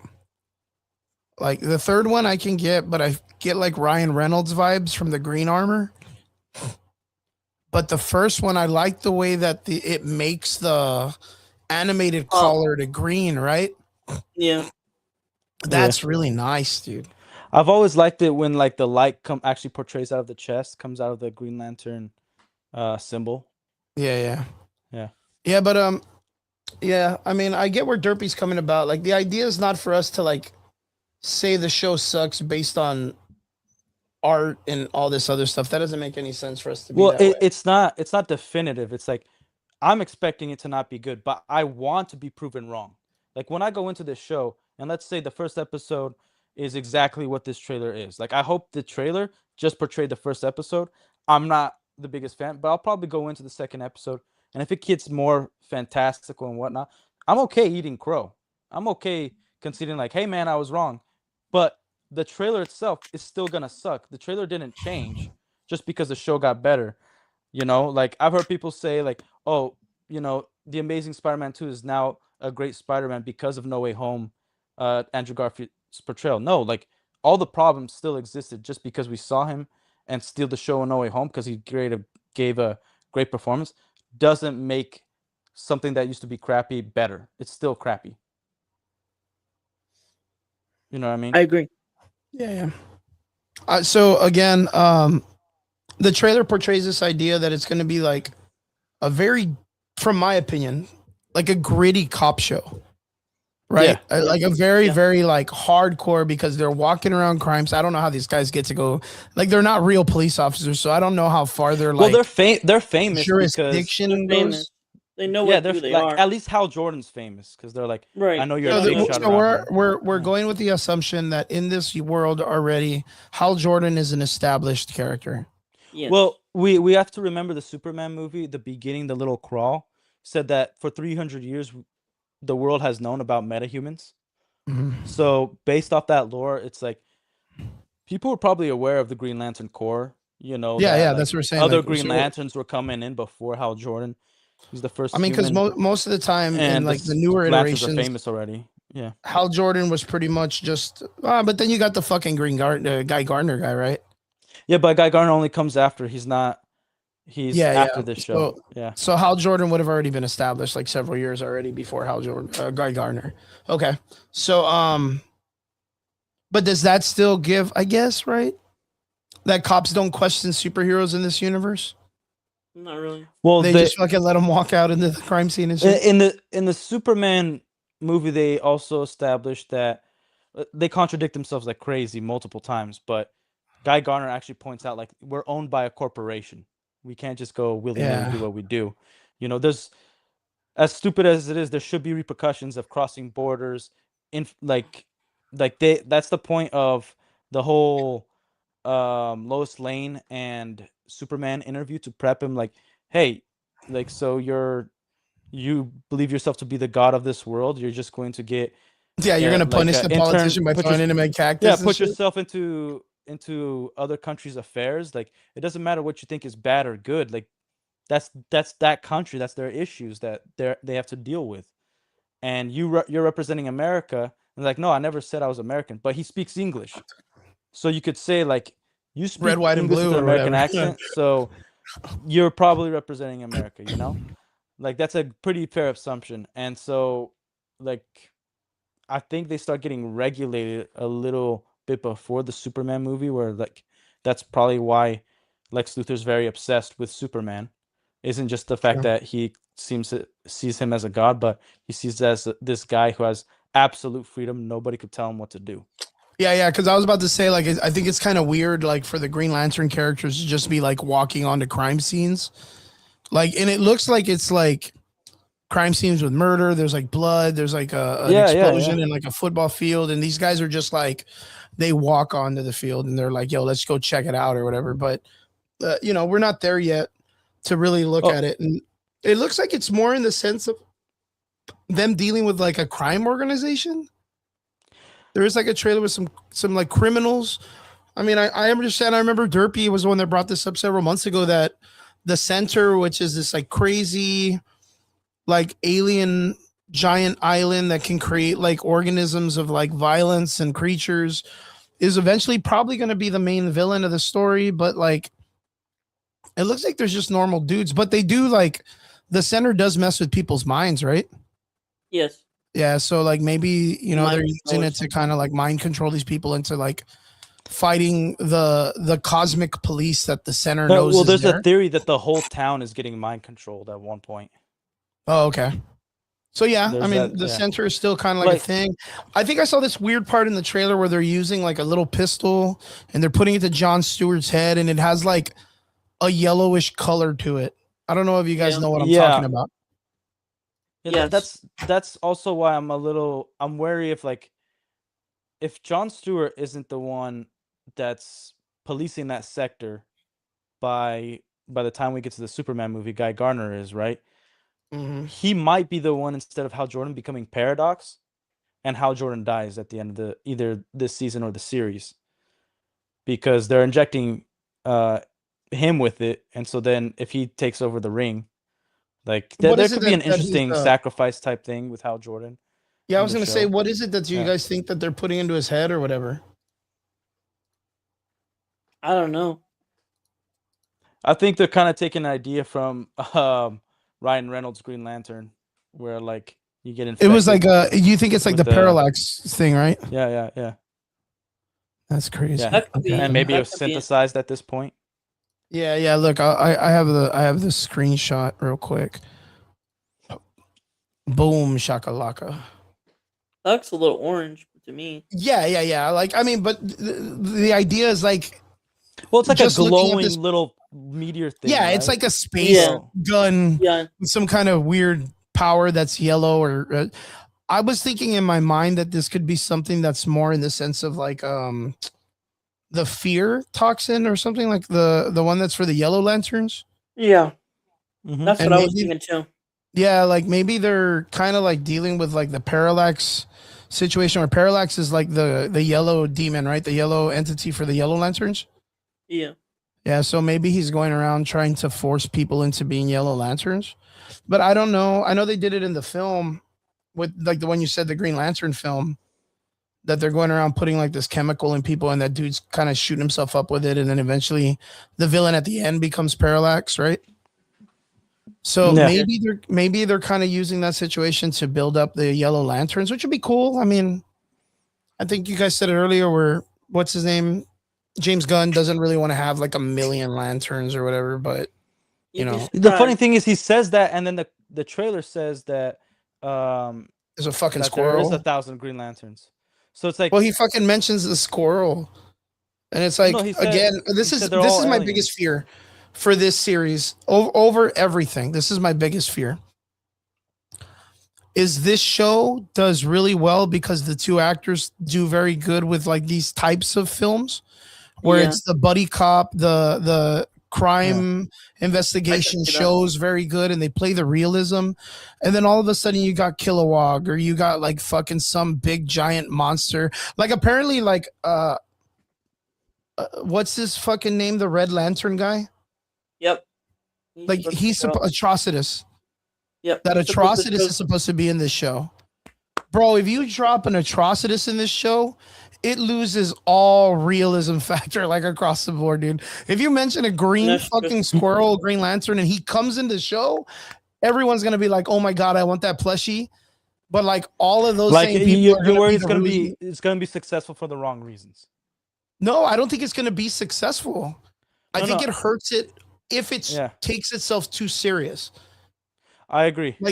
Yeah, if I it can turns see into that. like I said, if it turns into Denzel Washington Training Days, and you get the scene in the shotgun with the three Mexican dudes, that's like, yo, you're a fucking cop, and then he's like, I saved your niece from getting raped or whatever, and then they do it, and they're like, nah, Yeah, bro, yeah. you're cool, bro. If they do something like that in this, and then a fucking Green Lantern squirrel comes out, loses all fucking cool points, dude. Loses all cool points for like the F word, and you just lose the hard factor when you start to do the over the top silliness that these superheroes shows have, right? Right. That's my Yeah, I agree issue with with that. like the Spider-Man Noir film. Like Spider-Man Noir, I bet you it's gonna be really cool when Nicolas Cage comes out and it's black and white and it's like a noir. Well, like the film. Spider Noir. Okay, like an advocate. And for then the Spider first time Noir he film, swings, you're gonna realize how stupid this fucking film looks. Like a dude don't in a think so. fucking what is it, a fedora? Like you're gonna be like, wow, this looks fucking stupid in real no, life, because we already saw in the trailer him swinging, and it looks everything, dumb like, as shit, dude. I didn't think so. Dude, it looks so bad. Like CG Well, wise, it's something. Okay, CG wise, I didn't think it was the greatest. Yeah, but that's all that you need, trailer, man. like, here actually that's a good point. The Spider Noir trailer versus this trailer, you know, it did everything the title you're supposed to imagine. Nicolas Cage being Nicolas Cage, Spider Yeah, Noir and- being that detective dude that we all know. Even if the story's completely different, the trailer got you enticed because it portrayed exactly what we've seen either in the comics or in Spider-Man Across the Spider-Verse. You and I, meanings wise, definition for entice are two different things. Like, I think it's gonna be a stupid fucking film still, dude. Yes, no, I'm not saying like it's gonna entice everybody. I think it's those who like Spider Noir and are a fan of Nicolas Cage, it did that. It got you interested in that. Like, I don't think there's a whole lot of people talking about Spider Noir as like they think it's gonna be the worst show ever. No, because they're think just that- not talking about it. Then Like, nobody's no one's talking talking about about it. it. Nobody's talking They're about not it. talking about it no more, dude. But I think one of the problems was that they copyrighted everybody. Like, Well, yeah, Amazon because Prime, they don't want people- copyright 'cause- everybody. 'cause- You can't even have Because like, what a do you clip. think the response is going to be? The response is going to be like, wow, Because this it's looks stupid stupid as Amazon. fuck. Like, No, like This there is was probably actually the a same huge thing about positive this show. response. No, there was a massive positive response. Like, no, there's no hate on Twitter. There was like a little worry because from the producers across the Spider-Verse, they were wondering like, oh man, now this is gonna be in the MCU. And then like it propped up even more when Nicolas Cage said that like, I'm Nicolas Cage, I don't need to be in the MCU. And then people are like, hell yeah, that's Nicolas Cage, man. And I think people who are not fans of Nicolas Cage, they're gonna be like, yeah, I don't give a damn. just But- fuck it. No, dude, But Nicholas that Cage. was the point. You know, like for instance, this Jon Stewart, I'm not the biggest fan of this actor, but I was okay with it. The I was like, bees, "Dude, not the this guy bees. looks this guy looks like a tough dude. This guy looks like he's going to you know, portray like a military like dude. Like I was like, he's probably gonna be a younger Jon Stewart. But now with the trailer, I just don't think he's gonna give us the Jon Stewart we know from the comics, from the animated series. I think That's we're not gonna get his a fault. completely That's more different like the Jon Stewart. writers and shit. No, not his fault. Not his fault Yeah. at all. He's an actor. Not his fault. Like I just think the Lantern show has this trailer. It's gotten the wrong press. You know, no green. Okay, they took it out. But then Hal Jordan introduces himself as the Green Lantern. We see the lantern, which just looks like a really crappy old school lamp. And it's like, fine, like I'm okay with changing the designs with that, no problem. But we don't get Wait, anything. wait, This what is was your- it? This is your was first it? trailer. We don't get anything that's Bro reminiscent didn't see of the what leaks. of what fans. No, it's not about the leaks. I'm talking about enticing normies and fans. Like I'm on YouTube, right? I'm gonna study this stuff. Did but you at least see the leaks? or but no? before I was on YouTube, yeah, I saw the leaks. But before I was on YouTube, I didn't care about looking for the leaks because they could change that. When something's leaked, they could always change it. And this trailer was a leak. It was supposed to release the day after it actually released. Yeah. That this trailer leaked, and then they're like, well, now that it leaked, let's just put it out there. F it. Right? But you don't have Yep. anything in the trailer that's supposed to really like, you know, you don't have to show the full suit, but maybe like a silhouette of the green. You know, like think about it this way. If at the end of the trailer, we got Jon Stewart coming out of some hallway or like guns were drawn at him on a hallway and we just get a green silhouette just glow up. We're like, that would change the trailer completely. Even if with all these problems that I think they're changing the lore, like that would have at least been like, okay, wait a minute. This we're getting a True Detective vibe, but we're also gonna get the fantastical part of Green Lantern. Like they fumbled, regardless of if you like the trailer a lot, they fumbled in terms of Green Lantern, in terms of us seeing these space cops I don't from the know. cosmos. Like they really screwed that up. I don't think so. So you feel like this is very reminiscent of any comic we've ever gotten that really is like Green Lantern, space I cops, feel like it's what like the exactly ring what with we were getting. all power imagination. You think this trailer portrays that? So I'm asking your opinion. I'm not gonna. I fight feel you, like that what James Gunn promoted in 2023 is exactly what we are getting, I agree. and I I'm don't think saying I anybody don't think should it's be a worried good about thing. it. I think you should be like, if you're a James Gunn fan, I believe that this series more so than the Supergirl movie is gonna be the nail in the coffin if he gets to keep his job or not. Because I don't think that's the so. problem right now. Oh, because of You got- the you got Paramount two of- out or whatever. Well, I yeah, don't think because so. also like he hasn't made any money. He hasn't made any money when it comes to the DCU. Like he's Oh, yes, lost he did. money on all projects. Look, this is what I Oh, was he talking has- about. He This made CG. 600 million. I don't know what you're talking about. Look, this Yeah, and how much did part he of the spend? trailer for Spider much did Noir he is what I spend? was talking about. That looks completely silly, dude. This swinging scene, like that looks That looks bad, pretty bad. dude. Like this looks That does not good CG. Yeah, I don't know. Maybe it's just, but that's me nitpicking. It's That's Prime, the though. suit shit that we're talking about. There's things that are going on that I'm just kind of like. So like with the Green Lantern show again, the only thing that I like is it looks kind of dark and it looks kind of like they're pushing for like a crime story, and it feels very much like The Boys, like how serious they take certain stuff. Mhm.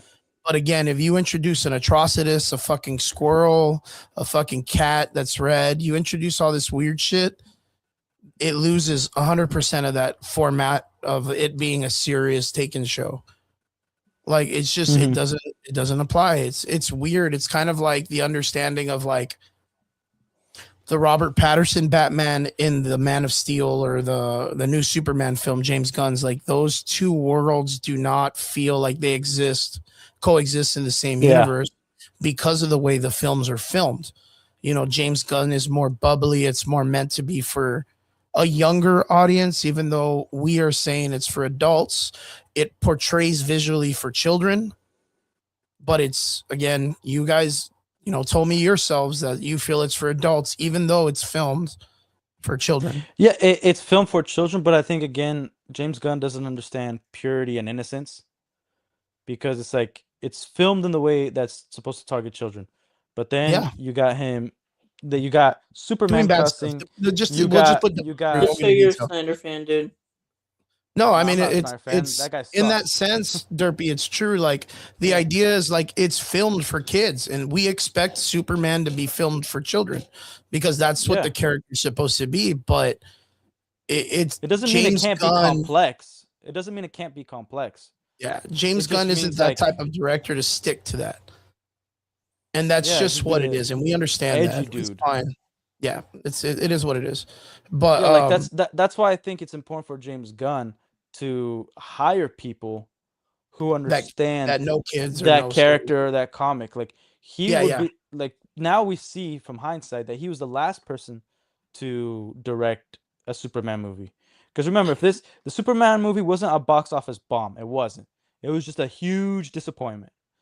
Because even the head of some of the head of the studios, they were, what was it, like in front of Congress or whatever, talking about the movies and why they took Superman off and Came put out it and said straight they to took it off streaming. the They streaming said already. like it was underperforming. So anything that was underperforming, because you usually have Gang, gang. 45 days, and they took it I don't know. out of theaters 45 before the 45 days hit, right? And so then it went to streaming, and then it died out Mm-hmm. because it had an okay opening weekend, and then it would just start plummeting in numbers. Yeah, movies are suffering overall, though. Like overall, Not- entertainment is not suffering. You necessarily. understand you're like- Republican. That movie, The Bride, just got What? shit on hardcore, like literally a day ago. Scream apparently got shit on a couple of days ago. Like, Well, we all knew that was going to be crap. hey man, it's Scream though. Chill. It's got fucking 30 years, man. No, I'm just kidding.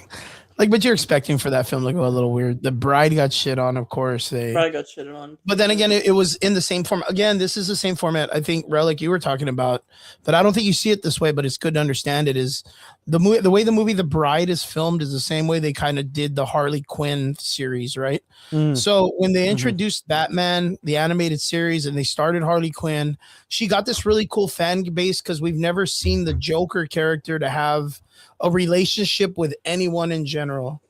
So Mhm. like the idea was like, So okay, Batman- cool. Like, how do we make the Joker seem a little bit more relatable? Boom, they gave him a girlfriend. And then it's like you said, like they gave it to her where he's like, oh, this highly crazy dude was able to hook a therapist, like break the mind of someone that was like a super intelligent person or whatever the fuck, because he's so intriguing and I don't care. Like, but the idea was later on during this whole like political movement for certain characters and the monikers and all this stuff that they were doing, they wanted to push Harley Quinn to be better than the Joker. And I don't know if Yeah. you realize that they shit on dude, it's obvious. even though we shit on Jared Leto, like he did his best for whatever crap they laid for him because he didn't know any better because he probably doesn't read comic books. So the tattoos. but on we the we face, we like, also did see, like, I don't think he's a good actor by any means. we did see the whole like in Zack Snyder's Justice League, the difference of that Joker versus the Suicide Squad Joker. And I was Oh like, yeah, well, yeah, yeah. we prefer this end of the world type Joker much better than I the don't prefer any of them. They Suicide all Squad Joker.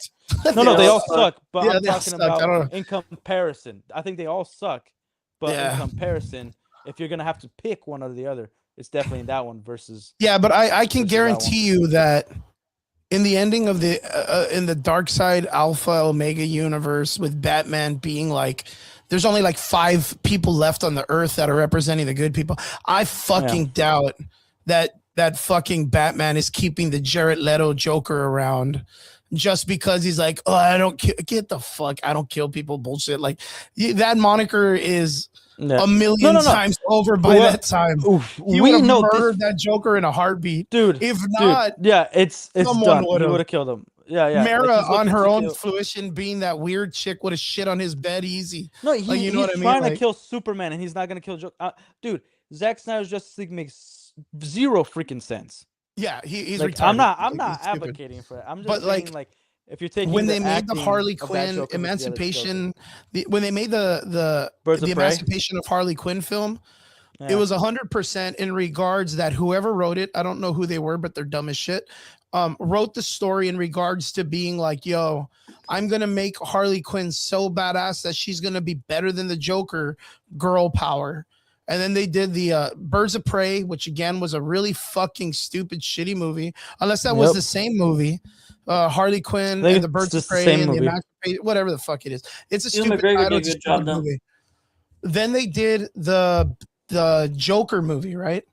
And then they did part 2, and they were like, "Yo, let's make it to where Lady Gaga, make it gay, of all fucking people, was the mastermind as to creating the Joker and then killing him at the end, and being that she made everything. It's get the fuck out of here, dude. Like, I think that's a perfect example of where James Gunn is at.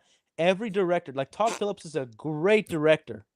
And he did the Joker, and then he also did the Joker 2, which is the biggest piece of dog crap we've ever seen. And the Joker part wasn't that great either. It wasn't, like, I think in terms of writing wise, not in terms of comic book adaptation of the Joker character. I think in isolation as a movie, it's a very well written movie. They should have just called it Arthur then. Yeah, they could have. Yeah, why they fucking call it Joker? The reason why they called it Joker is because they knew that people would gravitate it more, and then they just Well, like the point was, they like, really shit the bed with that one. They could have just called it Taxi Driver 2.0. I think the point was to. So from what I've read, and this is all speculation, but from what I've read, it was the point of making this movie was to introduce from the comics the 3 different Jokers that.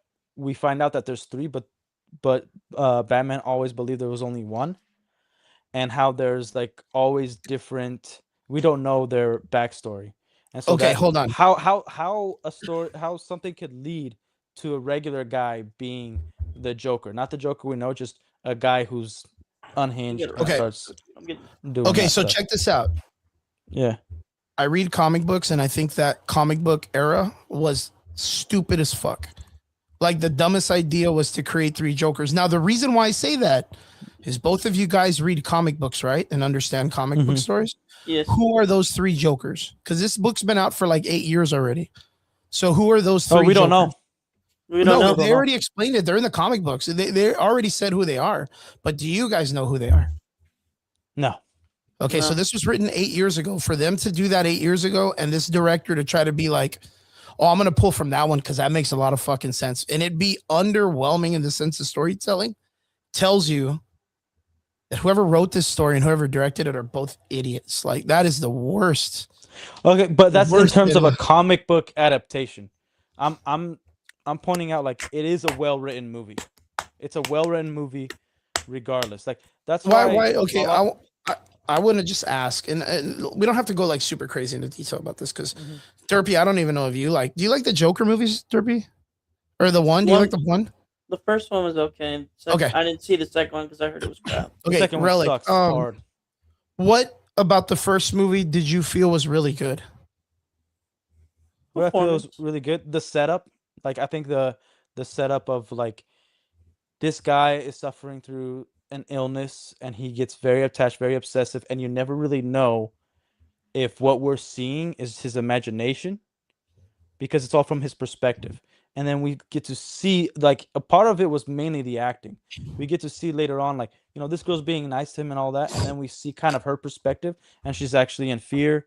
You know, we don't really know what he's going to do, how he's going to act, and he just keeps getting, you know, part of it was like his interaction with regular people in society and how society like disregarded that because they didn't have knowledge, and so it led up to that. Now, and it makes it so that the reason why it made you uncomfortable is because even though everything he did, you damn it to hell, like that's terrible, but unfortunately you understand why he did it, and it kind of like really makes you think. And that was a big part of the movie. I think it's just because it made you think that like any of us in can take this movie and understand that this could happen to any of us.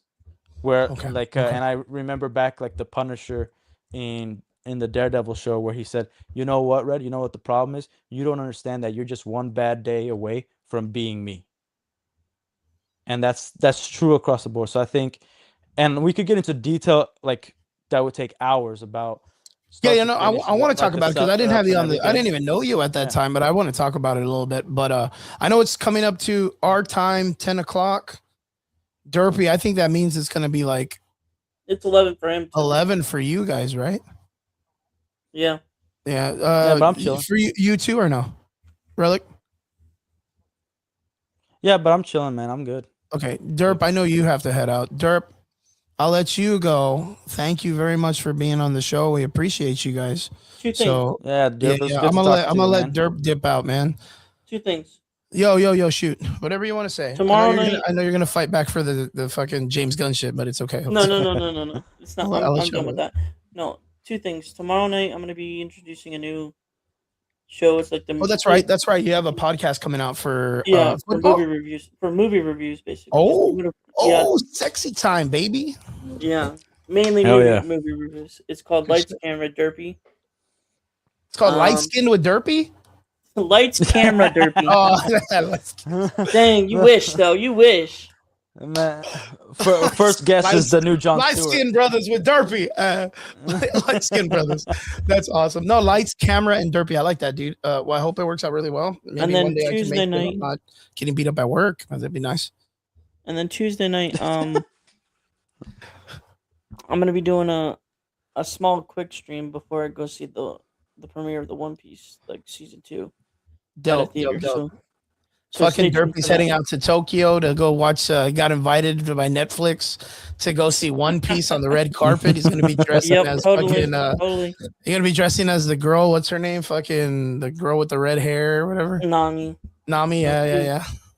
But this is what I Yeah. brought on like before, but I couldn't. Yeah, wear the it, hat, so- dude. Yeah, well, we'll talk about it next Sunday. If One Piece is coming out, we'll definitely give it a watch and can't wait. The first season was really great. So yeah. So Derpy, we'll let you go, man. Thank you so much for being a part of this, man. We appreciate you. Thank you for Sounds staying good. up. We know it's It was always good talking to you, you're always Derp. an early bird, man. So go get that worm, One more baby. thing. Oh, here we go. Fucking Shout out to the Yinzers channel for letting us. yeah, my boys. We catch them appreciate every tomorrow one of you for morning. the I'll be on answers. that Thank too. you guys so much.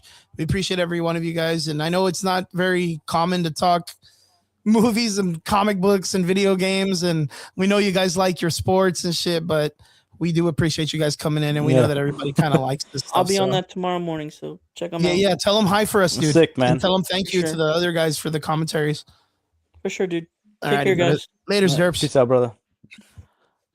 All right, Vince so brought up it's a just good gonna be relevant. point We got where, like another hour, yeah. Oh, we got like a consideration that we've gotten recently has been, you know, comedian, the Phoenix Joker, Jared Leto as the criminal, and Heath Ledger as the clown. yeah. You see, those are the three Jokers. Dude, but your they're all sound, I split. can't hear you now. What the freak? Oh, you have to go out and come back. Yeah. Okay. Freaking A. Yeah, close I'll and go then out, come back. in. My bad. Come back. Yeah, so the way StreamYard works, guys, is it's very weird that whenever I invite someone on, man, and I need to get a StreamYard for this. Whenever I invite a person and one of them leaves and it kind of like kicks him off. So like we've had this happen in the last 3 weeks where every time Derpy leaves or Brian leaves, it knocks out Relic's audio and he can't hear me. So he's just going to jump out of the studio real quick and jump back in and reset. And hopefully it works. Hopefully. But yeah, we're about to talk about this because it's important to me. So yeah, we'll have him come back in right now. That's because I need to go to the pisser real quick too, man. I need to go to the bathroom, but we'll wait it out just a little bit. I'll wait for this one to come back, for Relic to come back. But yeah, there it is. Here we go. All right, Relic, you're coming back in. Man, what the freak? Why does it do that? I don't know. This is like I was just saying that right now. It's like the third time it's happened within like the last 3 weeks. You give me a minute. Can you give me a minute to go to the bathroom real fast? So again, like drop again. We're gonna do a recap. Tell us again, everybody that's in the comment section, on why it is that you think, and there's nothing wrong with it because this is all opinion based, anyways. On why you thought the Joker film was a good film. You liked it. I'm kind of on the other side. I thought it was okay, but there were some problems with it, in my opinion. And I want to talk about that, but I need to go to the bathroom, man. I'm drinking like watered up, dude. I'm doing my gallon, so go for it. Hold it. I don't want to hold it. I can't. I'm gonna explode, dude. And then Vince wants to hold it for you. OnlyFans, bro. That's the OnlyFans page. All right, you explain. You explain. Okay, so what I think when it comes to the Joker movie, like I said, I think it's not a good adaptation of any comic. I do understand the problems of like calling it a Joker movie, totally get it. But I think in isolation, it's a good psychological film.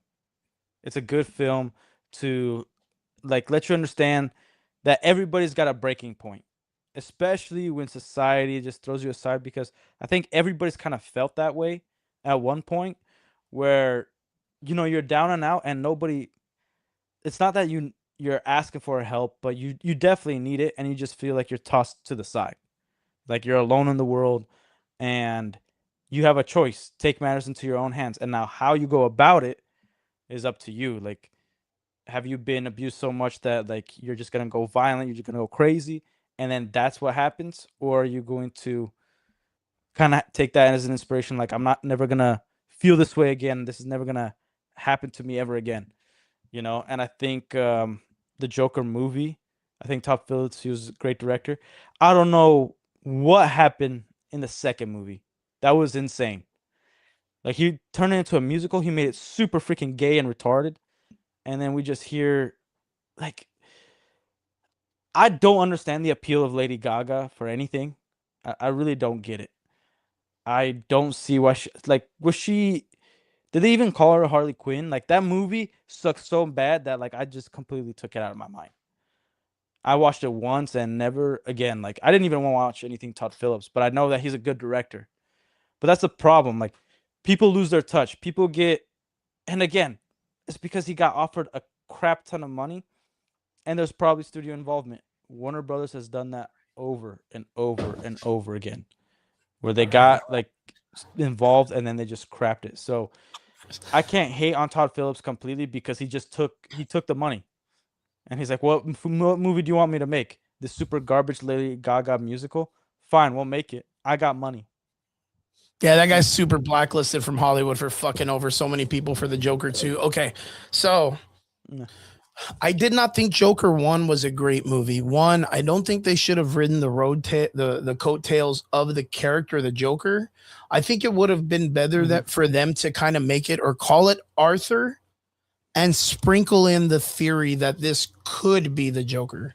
Because later on in the next movie and at the very end, they bring in a secondary guy who kills Joaquin Phoenix's Joker and then walks away, and everybody's like, oh, look, it's the real Joker. And it never really it never gives you a definitive answer. It just gives you the idea that there was a character in Gotham that killed 3 people in a subway with a pistol, and the cops busted him, even though the the greatest detective could not find whoever this person was, urban legend wise. 2 random cops just figured it out really easy. Well, the first. Wait, hold on. What you're about to do is, I hope you're about to do the same excuse the director gave. Every time someone gave him pushback on a thing he used in the film that didn't make sense, and No, the no, guy, no. the director I'm would not. simply say, Yeah. well, maybe it was all in his head. Again, when people would give the director pushback on the red carpet or anywhere, he would be like, I don't know, maybe it's not real. And then when he was complimented, he would be like, yeah, that's exactly what I was going for. Like, so in other words, to me, when I hear that, this person really doesn't have an answer for the shit he's getting called out for when it comes to filmmaking. It's like, it was Luke Skywalker in the fucking whatever the fucking Last Jedi? no, the first of the last trilogy. I don't know what it's called. Like the Force Hope? returns to my penis. Oh, The or Force whatever. Awakens. Yeah. Yeah, whatever it is. You find out the randomest nephew that apparently has nightmares scared the greatest Jedi who was able to face the most darkest Sith and bring him back to the light. But just because his nephew was having nightmares, Luke was like, yo, I'm gonna beat the fuck out of this kid with my lightsaber, with my laser while sword he's sleeping. while he's sleeping, right? And then the fucking kid, the fucking kid one-ups him and doesn't only one-up him, but fucks his whole entire his job up. Yeah, lights his whole fucking studio apartment on fire with all the and then and kills everybody and kills except all the except like 8 kids that were like, yo, you guys want to bounce? This guy's a fucking asshole. He tried to hit me with a lightsaber. And they're like, yeah, what an asshole. Like, and then later on you see that while the fucking place is lit on fire, R2-D2 and Luke Skywalker are standing like a block away staring at it all burned down. I'm like, bitch, weren't you in the middle of that fire? How'd you get over here? Yeah. Like, you know what I mean? There's a bunch of shit that you're like why? Okay, Knights of Ren, right? That's where it goes to, the Knights of Ren. Then we get the last movie and they're like, oh, the Knights of Ren, there they are. You wanted more Knights of Ren. And it's like, well, who are they? You didn't ask for that. You wanted more just Knights some of Ren. retard with a gay little axe. Yeah, no, but they were like, you wanted more of them on screen, but we don't have to give you history. Like, just get it for. So there's a bunch of dudes with random weapons. And to your point, like 2 years later, they come out with a $40 book. The fucking $40. Yeah. There's this random kid that fucking Kylo Ren saved that was called like the Jedi Killer, and you were like, what? Who the fuck is that guy?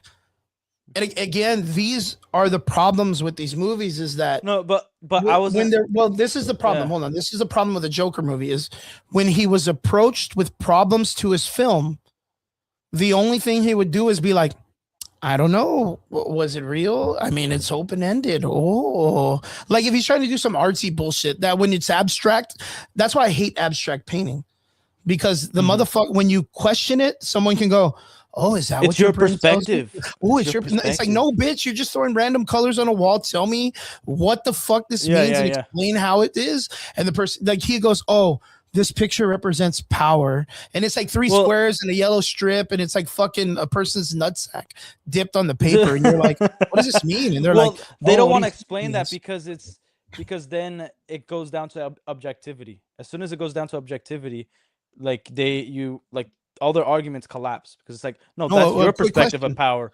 Quick question: does he escape the end of the movie? Which one? The Joker one, when he's walking out and his feet are all full of blood, and did he escape the movie or did he not? Did he escape the prison? Because the Joker usually gets away. Yeah. Right. I mean, we could say that because of comic books, but in this one, when he was approached with like, so wait, does he escape the prison or is that all made up? I don't know. It's like, bro, like, at least. Because you can't from there, you can't tell me how far Zazie Beetz' character is being harassed. How far it was before the mother died. Like the ending, I had the same issue. I have the same issue with the Dark Knight Rises garbage movie. I have the same issue with the open-ended ending. But in terms of that Joker movie, I think it was just the setup for the second movie. And that's just the ending, where it's like it's left to us to speculate, and then we actually get the answer in the second movie, which we were supposed to get, but whatever. And what my point of this movie, like the way I took it, and it was explained, I think Todd Phillips said it, like this this is possibly the inspiration to the actual Joker. Right? Like this guy isn't the actual Joker, but he's the Yeah, so what to you're the telling me Joker. is the actual Yeah. Joker is just some dude that copycatted someone else. So it Yeah, destroys also the stupid, validity but of this person being based on being just the being most his own psychotic. thing. Yeah. Yeah, being the most literally what makes the Joker such an amazing character is he's not a character with an origin story. He's a Sasquatch. He's a cryptozoology character that like has no origin. Because you would assume that if he had an origin, the greatest detective with facts would figure out who exactly the fuck he was. And Yeah, what made him it's such an the original greatest character mystery is for that Batman. it was so cool as the way Heath Ledger portrayed the Joker, because he'd be like, you know how I got these scars? And they always change. Yeah, yeah. That's it what was, made the and character it was so great much more because important. in that movie, you're like, when he first tells the story, you're like, oh, I guess we got an origin, and then he tells the story again. Changes it, yeah. Changes it, and you're like, first of all, he said the best joke right before that when he called that actress that she's beautiful. That was Yep. hilarious because she's ugly as hell.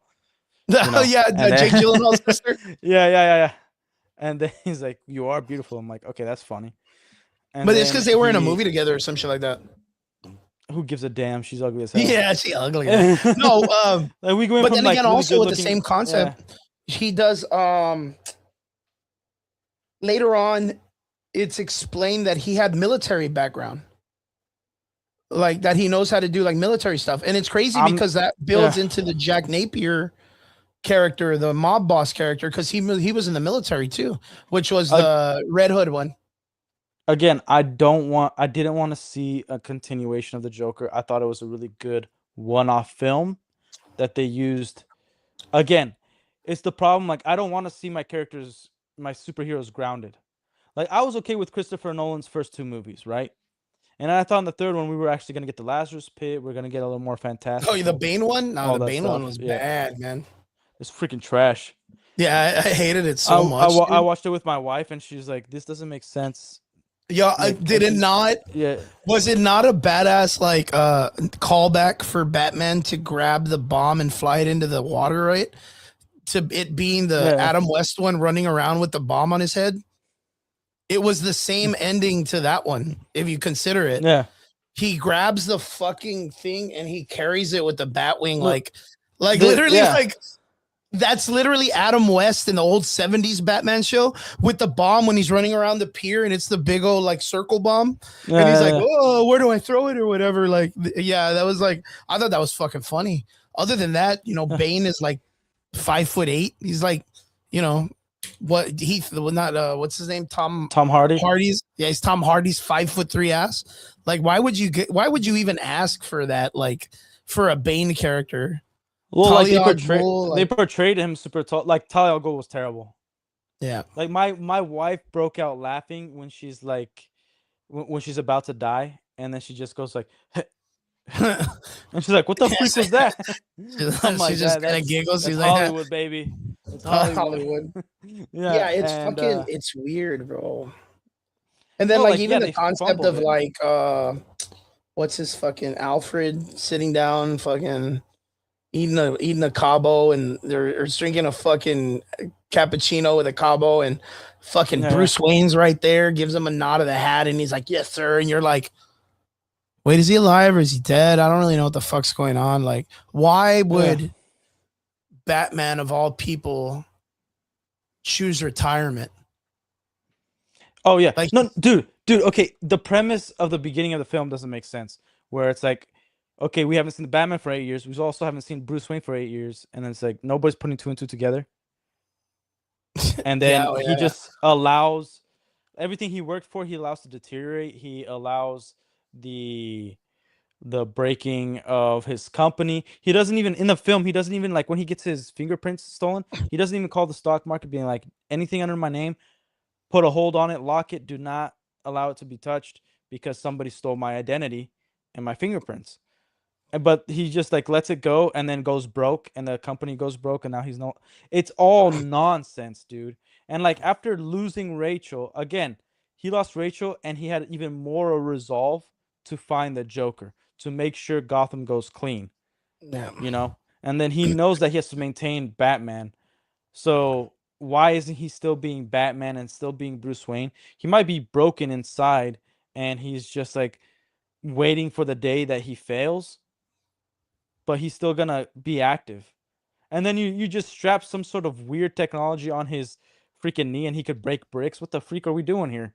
Yeah, dude, it's a bunch of Mary Sue shit. Yeah. Bunch of Mary Like, Sue shit. Even that I fucking love the- goggles thing, the goggles sonar shit. And then Lucian Fox to be like, this technology is evil. And it's like, well, I'm gonna use it. Like, I'm not selling this with Wayne Tech. Like, I'm gonna use this for my, and he's like, no. Well, that's like, the Dark Knight. That's the second movie. who cares, bro? They're all stupid. Like, they're all dumb.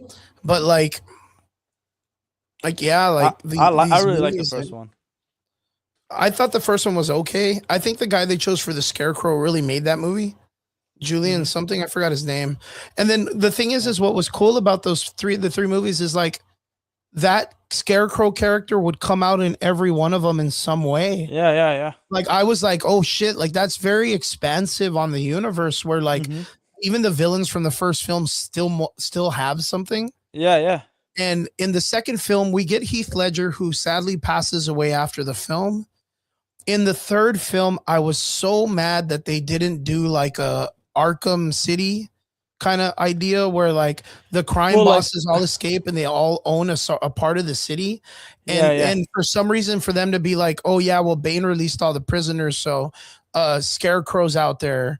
The Penguin and Mr. Freeze are out there, and he's like, well, even the clown is out. And then you get like it would have been cool if we got like a silhouette of like his fingers touching a chair and him be like like the stupid little laugh that he did. Like we didn't have to we didn't have to be like Chadwick then they Boseman, couldn't have the Wakanda ending. forever They thing where couldn't- it's like, oh well, they couldn't Heath have the Ledger ending dies, they will wanted never. if they did that. Yeah, they didn't have to be like, oh well, he passed away, we can't mention it anymore. That's the most iconic character in the Batman Rogue, and you can't show that there's a danger for them releasing the prison. Like, where's the Joker in that part? Well, at the time, a lot of people that aren't comic book fans, these Hollywood bastards, were talking about like, oh, we can't recast the role, just like Chadwick Boseman in Black No, Panther, that's fine or- that they didn't No, recast. I don't care about that. No. But like they were doing you. First of all, no role is less than the actor. The actor is always beneath the role. So Yeah, of course. like, I'm okay seeing another actor as Tony Stark. I'm okay seeing anher actor as Joker. Well, look at what they did to the fucking dude that as played Black General Panther. Ross. They replaced that dude in a fucking Harvey when he died. Like, yeah, well, it is what it is. Like, No, that's but- just no, but, like, favoritisms or whatever, right? Yeah, but the end of Batman, and there's a point to this because this came out in the news recently with Zack Snyder. I did like that they did the smile thing with the chairs and the setup with the Batman statue. That was pretty cool. It's nice in isolation. Obviously, the whole movie's stupid. Zack Snyder said that there was talks that if the ending of The Dark Knight was different, because remember, Christopher Nolan produced Man of Steel. Okay, so there was talks of like Christian Bale being the Batman in the Snyderverse, and only if the ending was different, where they would have to make Batman more fantastical. They would have to make it would have been a very different Snyderverse than what we got. I didn't But mind then- Ben Affleck's Batman. I thought it was Oh no, cool. I love Ben Affleck as Bruce Wayne. I hate the Dark Knight Batman. I don't care for that comic. Like, it's a one-off comic, and I'm okay with it being a one-off. Oh, like the and that's comic it. book. You're talking about like the comic. Yeah. The and built I one, the built really- one with the chunky body, and Yeah, and I only I like the didn't mech like the suit. bat. Yeah, I didn't like the bat symbol. you didn't like the little. What was her name? The little It fucking is the most- Kari, or what was her name? The little redhead Robin. Oh, I'm okay with that. I'm fine. Yeah. I I'm didn't really alright care with that, for it. like, yeah. No, I don't care. I thought for it was but I'm stupid okay because with it doesn't make any Yeah. sense. Like, I know like three Dude. people in my whole entire existence of life that know that stupid kid's name. If you Yeah, mention I'm- Robin, Even she's you say never- that, I'm never gonna remember that. Yeah, Yeah, I don't no one remembers. Everybody's like, "Hey, do you know the Robins name?" They're like, "Yeah, Dick Grayson, Jason Todd, Tim Drake," and they're like, and they're like, The Lucius redheaded skank. Fox's kid, the Signal. I mean, what are you talking about? Barbara Gordon, like, no, Damian Wayne. Damian Wayne. No, it's fucking no one remembers that stupid chick's name. No, Thank no, no. God. Like Thank God. I've never liked Batman with short ears. I always wanted like the long ears. And the thing is, even though I don't like the suit, objectively, Ben Affleck's suit was the most comic accurate. It was. Yeah, he looked great. Yeah. And the but fight like you scenes were have the great, too. I gray ain't and gonna you front just on. didn't give him the trunks. I think it would have been perfect if you gave him the trunks. Yeah, been all right. I mean, even Yeah, if you would have and- made him the gray and blue, it would have been all right. Oh, the blue. I hope for a day we get the actual blue. It would be Man, I so want that cool if so we do. freaking bad. Like the man, but I don't think we're gonna get anything remotely good from DC for probably another 15 years. I think the Green Lantern show might be a surprise if they do it right. Again, if they don't, that's the kind of thing I'm worried about, right? And this is what we were talking about. If they do like the fucking fantastical characters and all this shit, you bring in CG Atrocitus, you bring in a fucking squirrel, like it loses all its merit to be something taken seriously. That it looks like the vibe they're pulling, where it's real like Breaking Bad ish, right? But Yeah, like here's the thing. I think like taking the Batman, right? Christian Bale's Batman. Like if you take the first movie in isolation, okay, you set up Gotham. Gotham looks way different in that movie than The Dark Knight, right? yeah, Like it matters. The location matters too. So let's say the two big issues was the airplane and Gotham in The Dark Knight movie. At least for me, where it's like if it looked more like Tim Burton's, a mix of Tim Burton and New York. that was the first Batman. one, right? Yeah, that was the first one, the 1989, where it's like, gargoyles on buildings and very Victorian like, but also nightclub crap. The Like- second one looked just too realistic. Like it didn't have Too any real. vibes. It just of, looked like Chicago. It was just fantastical- Chicago. Yeah, it was Just just it was Chicago, just Chicago. Yeah, With that's a just good way to put one it. super black building with the name Wayne on it. Like, oh, I wonder Yeah. who's Batman's building. Like maybe the one that says Wayne, and it's all pitch black. If they did that and then they introduced the Batwing in the Dark Knight movie, I think it would have been freaking phenomenal. And add some sort of fantastical element, like Killer Croc, or what's another villain that, like Mr. Freeze.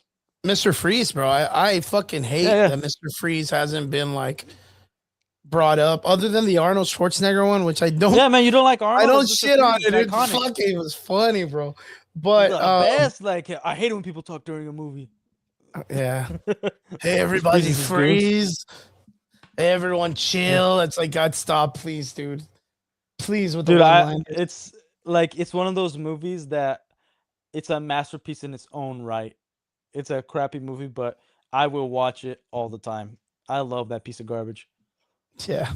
I like the fact that the escape for Mr. Freeze was to go straight up after he gets the crystals, go straight up and then come straight back down on the building he was trying to escape from. Yeah. Like that was the whole escape plan. Like it wasn't to like go up and then fly Well, away. It was just say- to go up say and go what back you- down. say what you want about that film. It was very comic booky, fantastic. You got Mr. Freeze, Yeah, you that got I mean, Bane, I have you got Poison Ivy. Really great, like wacky characters. That's not That was a realistic, great- you know. live action of Adam West's Batman if you had money. Like it was Yeah. like that was And you 100 didn't because want you the literally spoof. had Mr. Freeze and then he had his like gang of Freeze guys. And they were Yeah, all yeah. on roller blades. No, they were all on ice skates at first. And then in the scene where like Batman apparently like kicks his heels and has skates then and Robin, because remember they did that shit. That was like Yeah, the yeah. last time we had a Batman that had like the answer to everything. The Bat card, Yeah, which had to be established to him by someone with a background check, right? In a bank yeah, account. yeah, He yeah. would have known he was Bruce Wayne. Everything was in his bat suit. Like everything. The bat nipples, the fucking car had shit going on. Like he he could had turn he had belt. he had he was like a utility man, because Yeah, again, yeah. the moment the guys in the freeze outfits came out and they were ice skating, they clicked their Mhm. heels and ice skates came out of their shoes, Yeah, and then dude. they went off. But in the next scene, if you watch their feet, they're all rollerblades. So I don't know if you guys knew that. That's like continuity error, bro. But like, Here's a fun fact, which people forget all the time because it's really quick and you don't coincide the two. The actor that's the science dude that gets killed, he's the actor for Lionel Luthor in Smallville oh yeah. But wait, and wasn't Batman that and Robin. from? Was that the Riddler movie or was that the Freeze one? No, Batman and Robin. Yeah. Oh shit! Yeah, Crazy, literally, man. crazy. The Yeah, I do remember that like shit. like I but going back to the lanterns, I think if every episode they take it seriously but add an element of like a fantastical thing, a comic-y Oh thing, man. and then like they ease up to it to like the climax of the show, I'm okay with that. Okay. Where it's Like like they have to allow little elements. yeah, you can't just like have 3 episodes of very gritty, down to earth, true detective, and then all of a sudden you have like some demon coming from the ground or something. Like Yeah, you you gotta can't do lube. that. Like You gotta lube me up yeah, first, bro. You can't just ram me in you there. gotta have some foreplay a little bit. You know what I mean? Yeah, man, that's crazy. And I'm okay. You know, it'd be cool if they reject the suit, and that's Hal Jordan's garbage suit, and then Jon Stewart gets his own suit. If they do that, okay, cool. Because he Yeah, has I multiple mean, suit, I know Derpy's like.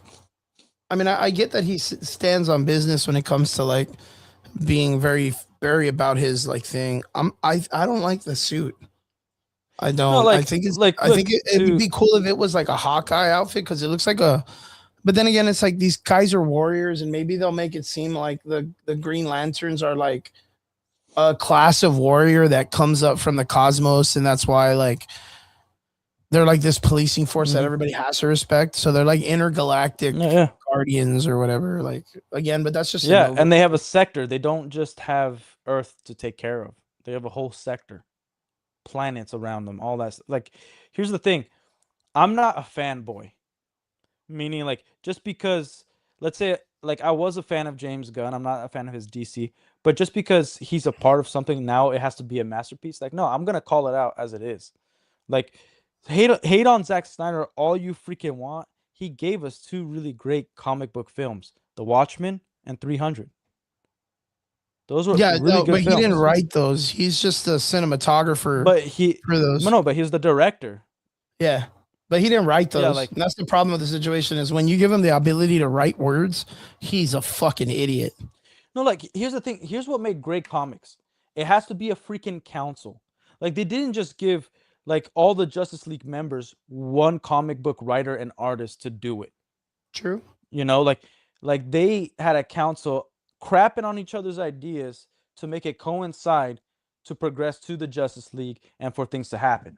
So when you have one guy thinking he's the like best thing since sliced bread and he's not really giving like he's not giving real direction, like we just got to get these guys together and everything has to be this tone and gritty and adult like without like allowing bringing on people who are going to contradict each other. Like as much as I hate that it's Tom King and what's the Damon Litterman or whatever his name is, like it's a smart idea having 2 people and hopefully they have different opinions and different ways of writing so that they Yeah. can like iron sharpens iron kind of thing. I don't think any director, especially for comic books, when you're adapting something, if it's your own stuff, fine, Mhm. be by yourself.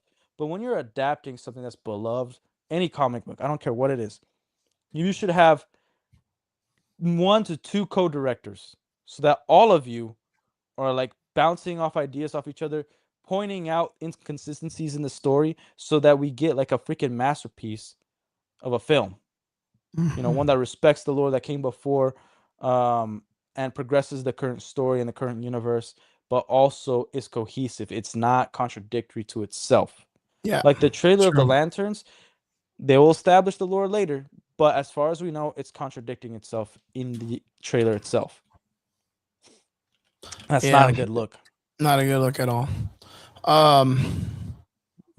Yeah, for what it's worth, like the Green Lantern trailer isn't too crazy. I'm not No, it's sold like on it though. it's also because the name Lanterns is attached to it. Like, we're really supposed to be going in this excited for the Green Lanterns. This trailer is designed for you to be excited about cops doing detective work. So Mhm. that already turns you off. Yeah, Like, why would we want to go watch the Green Lanterns if there's nothing green or lanterns about it? about the it, trailer? right? You Yeah, know, it's good. like that's why I say, like, when like if the trailer said lantern, right? Like the it's called Lanterns, and we literally just see an image of 2 lanterns for 2 minutes, and that's all we see. It did the job of saying like giving us a trailer of exactly what Of what we're we should be supposed to looking get for, through right? the title. Yeah. But now we got lanterns, and we have like an image of a lantern, but no lanterns doing anything a lantern's supposed to be doing in sight. Even Yeah, when there's like, it's like a scene, like of yeah, how Jordan he puts the ring out, we don't even get to see him power it up and do something. yeah. I Like, that think would have gone a long way, even with this crappy trailer of showing him what's he gonna do. Did a hand come out and he grabbed the dude? Did he like make an AK-47 stick it to the guy's head? Like, what did he yeah, do with his imagination? Like, what's he doing with that ring? And we don't even see it glow. Just a flash to the next scene. yeah. And then it's like lanterns or whatever. Yeah, like, But what the like that's the freak? thing too, is like there is a scene where he does fly off, right? Which it's not And too there's no bad. green glow. There's no Yeah, green that's the other glow thing. I though. think they're gonna He's add not that in. I think they're he's not waiting so that way Superman. they could Nah, I don't think they're adding any, because if You you don't look think they're at gonna what? Guy Gardner in the Superman film doesn't have a green glow. But what about, isn't there one there's what about the character that comes when Darkseid's on the planet in the first war in the Snyderverse? The Green Lantern? He Yeah, has a there glow, is and his not only does he have a glow, his ring lights up like super bright, and the symbol actually portrays out like a and then DC, 3D and then someone takes him rendering. out, right? I think Yeah, they take him out.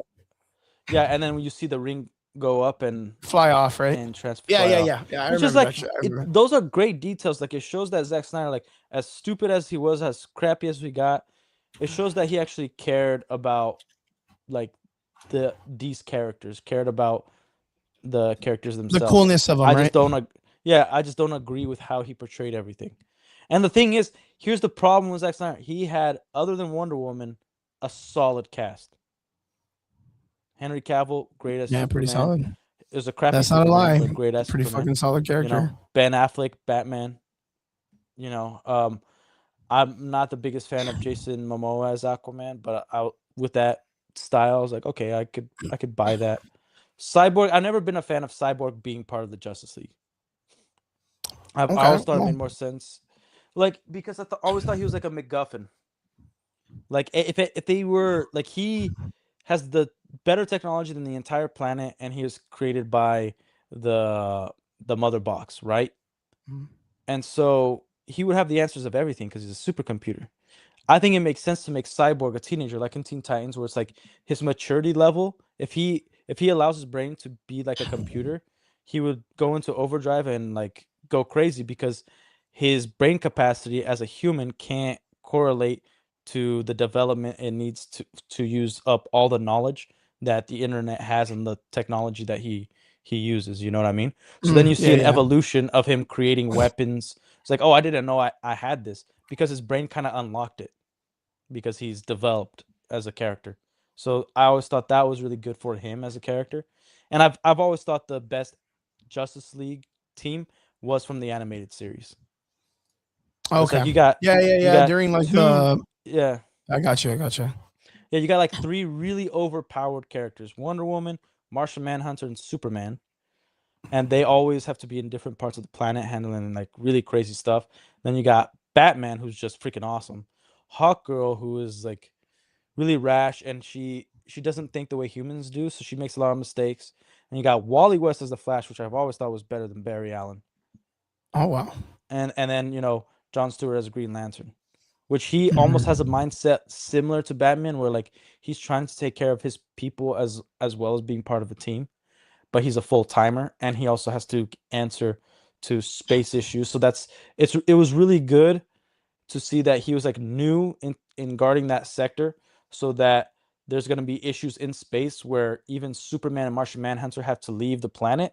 So it's not every time something happens there has to be a Justice League team up. You know what I mean? Like, Yeah, in I get you, I Marvel get you. and the MCU, they made that mistake with like Dark World, where like the world was at stake, but the Avengers didn't assemble, and they did Yeah. that multiple times. Like the world was at stake, but the Avengers still didn't assemble Yeah, look at 'cause it wasn't an fucking Avengers Marvel. What movie. is it? Yeah. Thor Part 2, as a matter of fact. The Avengers movie Yeah, yeah, happens and Dark World comes out and you have all the realms lining up together in Washington, of all places, or wherever. yeah. And then everybody else is like, yo, I can't, bro. I'm on a date. I'm watching Batman Dark Knight Rises or whatever. Yeah. Yeah.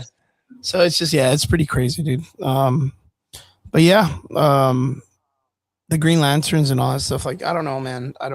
I know Derpy really likes that stuff and he really like sits on it, but like, you have to be Yeah. critical about this stuff because the world is getting shit on when it comes to entertainment. Like right now, the only reason, and I tell people, look, like we had that conversation last week about Paramount, Netflix, the dichotomy of Paramount being that it was a left-leaning, like a more liberal-minded company being bought by a right-wing company, and then being like, oh no, like we're gonna get shitty movies. And it's like, well, bro, like we've already been getting, the reason why they're bankrupt is because they were making shitty movies.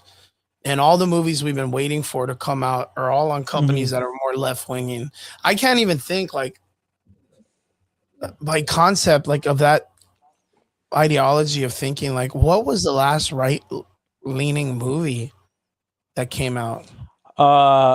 People considered what's it called, Freedom. See, what the fuck kind of movie is that? No, I'm talking like a AAA movie, not some fucking weird like independent like movie that's real about like, no, this movie. No, about that straight Disney up, bought like, it and it was who? shelved because Disney bought Fox and then they shelved that movie. It was about The Freedom. Sound of Freedom. The Sound of Freedom. It's about Oh, like, that's child about where trafficking. that's the one with the kids and shit. No, that Yeah, movie. that was like that movie was made a considered right. movie made a lot of money. Yeah. But it was no. shelved But for I'm talking years. about like, no. But what I'm talking about is like a fucking Bugs Bunny company or whatever. Like a company like, what is a character Lord of the Rings ish or fucking Harry Potter or whatever that is a known right leaning company that's going bankrupt or that's having troubles, or is a studio itself that has like a leading There IP? is none. There Oh, is none. it's so all of them that are out there right now are all with that Left-leaning. ideology of the opposite part, right? I guess. Yeah. So like, there's new companies like the Daily Wire that they are delving into. No. I understand that there's filmmaking and some stuff like that. right-leaning But studio that do their own stuff. Like I get Yeah. that, but what I'm saying is like, all of these other companies that are failing at what they do and making Hollywood suck. Mhm. Like none of these. Star Wars sucks. Marvel sucks. DC sucks. I can't even think of any other major company. Harry Potter's gonna suck. Harry Potter. Well, look, Lord of the Rings with the Ring of Power sucked. Yeah. When because of the current dynamics, Star Trek sucked. Like, why is it that people are scared for these IPs to go somewhere else when they're doing a horrible fucking job of what we're doing right now? I think the without I think politics the being fear a thing. comes. Yeah. Well, I think the fear comes from the pendulum swinging completely to the other side, where we still get preached at. We still get I make this point all the time. Like, I don't even care if it's my ideology. I don't want my own way of thinking shoved down my throat. I want a story that is just a story that has perspective, like again, it's the whole explicit stuff. Like here I'll point out the James Gunn movie. His brother says, I think liberals and conservatives can all agree that Lex Luthor's a douchebag or an a-hole or whatever he says. When it's like, why is that so explicit? Because that's the way they think. Either you're in one way or the other way. They don't think and there's anybody in the middle. They don't think there's anybody who doesn't like relate to either side. That they just think everybody on earth is one way or the other way, and they don't know how to make something or explain something in without shoving it down your throat or being super explicit. Like if you said that, I think all people, regardless of creed or religion or way of thinking, can agree is that Lex Luthor is an a-hole. That would have made way more sense than just calling people conservatives and liberals. It's insane. So, But it's and crazy again, because I like don't think since we have Paramount's left, like right leaning. I think it's left leaning. well, I mean they have a 100%. bunch of shit Yeah. on it that still sucks, man. Fucking they have a bunch of No, I yeah, mean yeah. fucking didn't you just say that CNN is under Paramount? Yeah. I mean, how like fucking it's got to be left leaning, right? And it's like I can see where they're scared if they get bought out or whatever. But No, so it was with under Warner Brothers Discovery, and now they control CNN. But Warner like, Brothers, Warner Brothers. but Paramount is was major left leaning. Now the Owner. CEO who's friends with Trump. And Trump, again, right?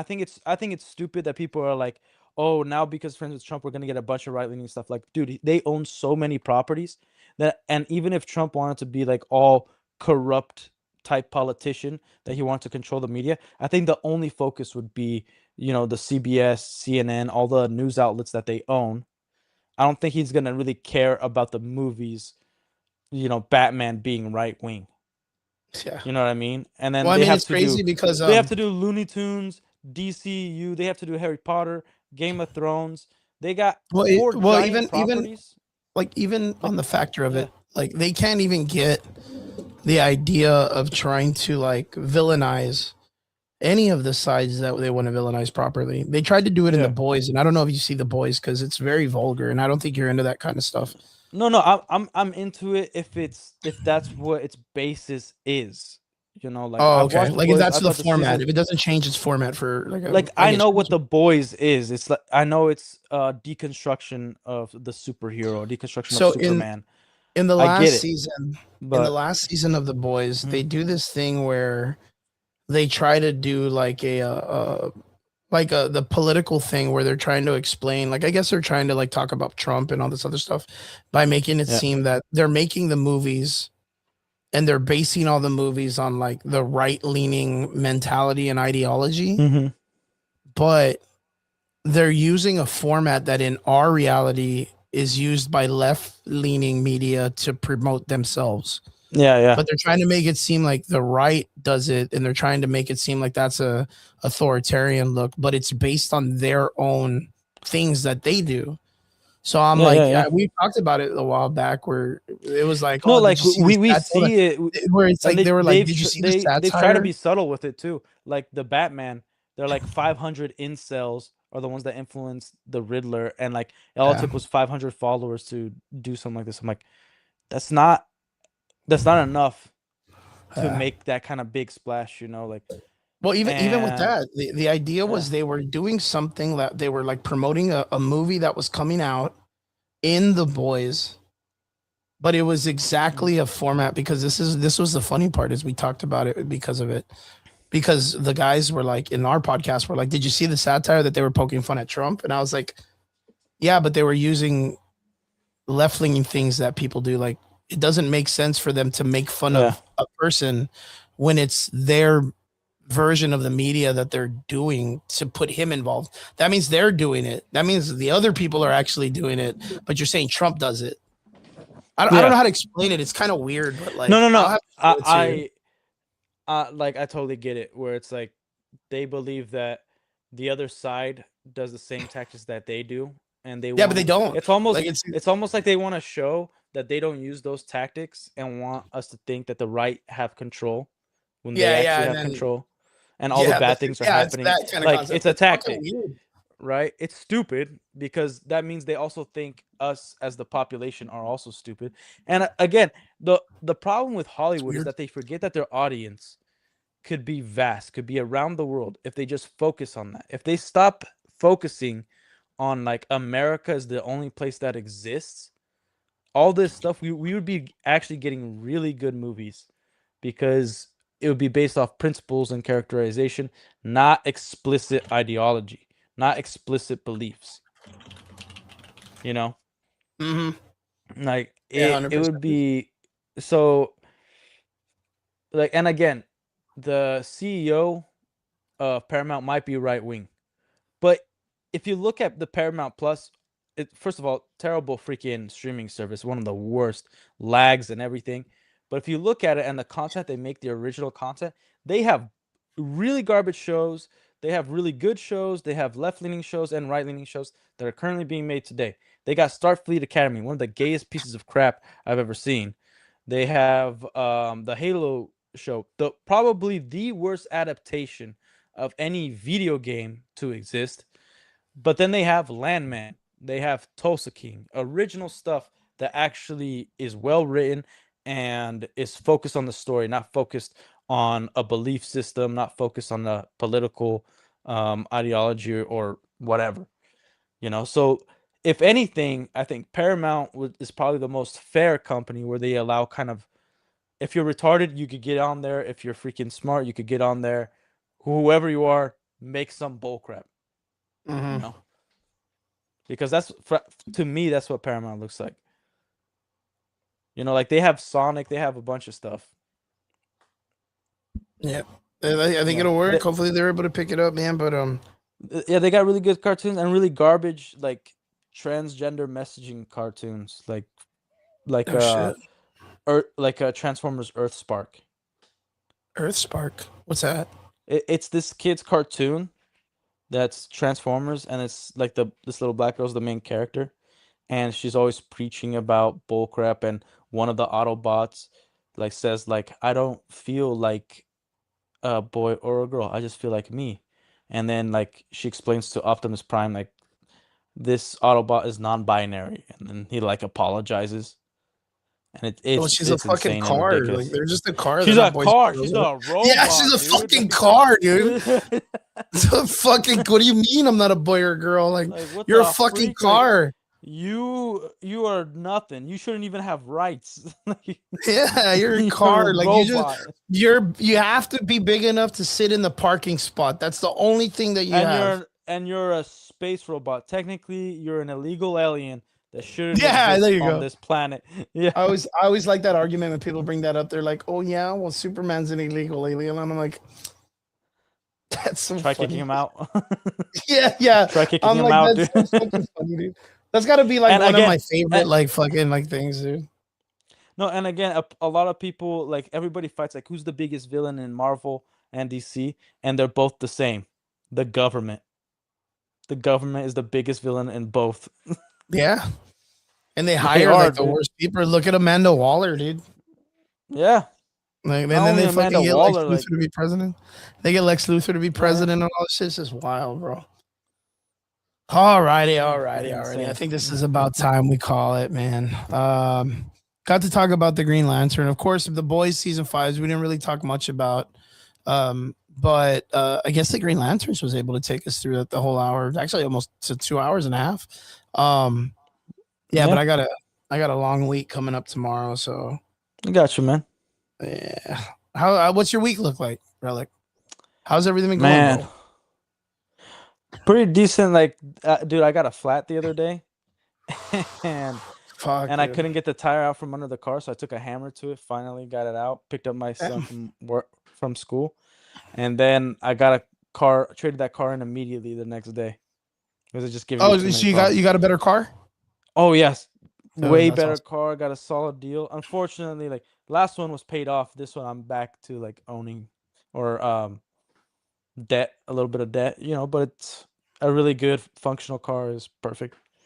But yeah, like I only got this last week has been rough in terms of YouTube. All my streams lagging like hell and freaking freezing the frames.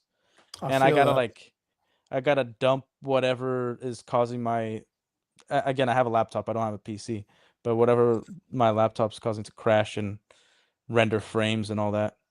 So that's what I'm dealing with. Cause you were dealing with some shit earlier too, like offline before we got online, right? Like where it was kind of like lagging and shit. Yeah, and I just opened another freaking tab, and that's And the it fixes it. YouTube tab. It's crazy. No, I closed it so that it fixed it. But yeah, but this week I do plan on streaming more. Don't really plan like if I put out a video, great, but my main plan is just to stream and talk, have open dialogue so anybody could come on at least in the chat because I don't have freaking my StreamYards doesn't work well.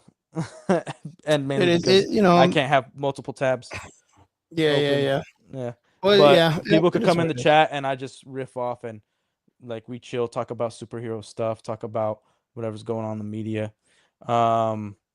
But yeah, that's all I got going on this week. Dope. Well, we got hopefully some fighters coming up, man. So we were supposed to do Golden Gloves this weekend, but that shit fell through because I don't know, they don't do their shit right on the promotional side.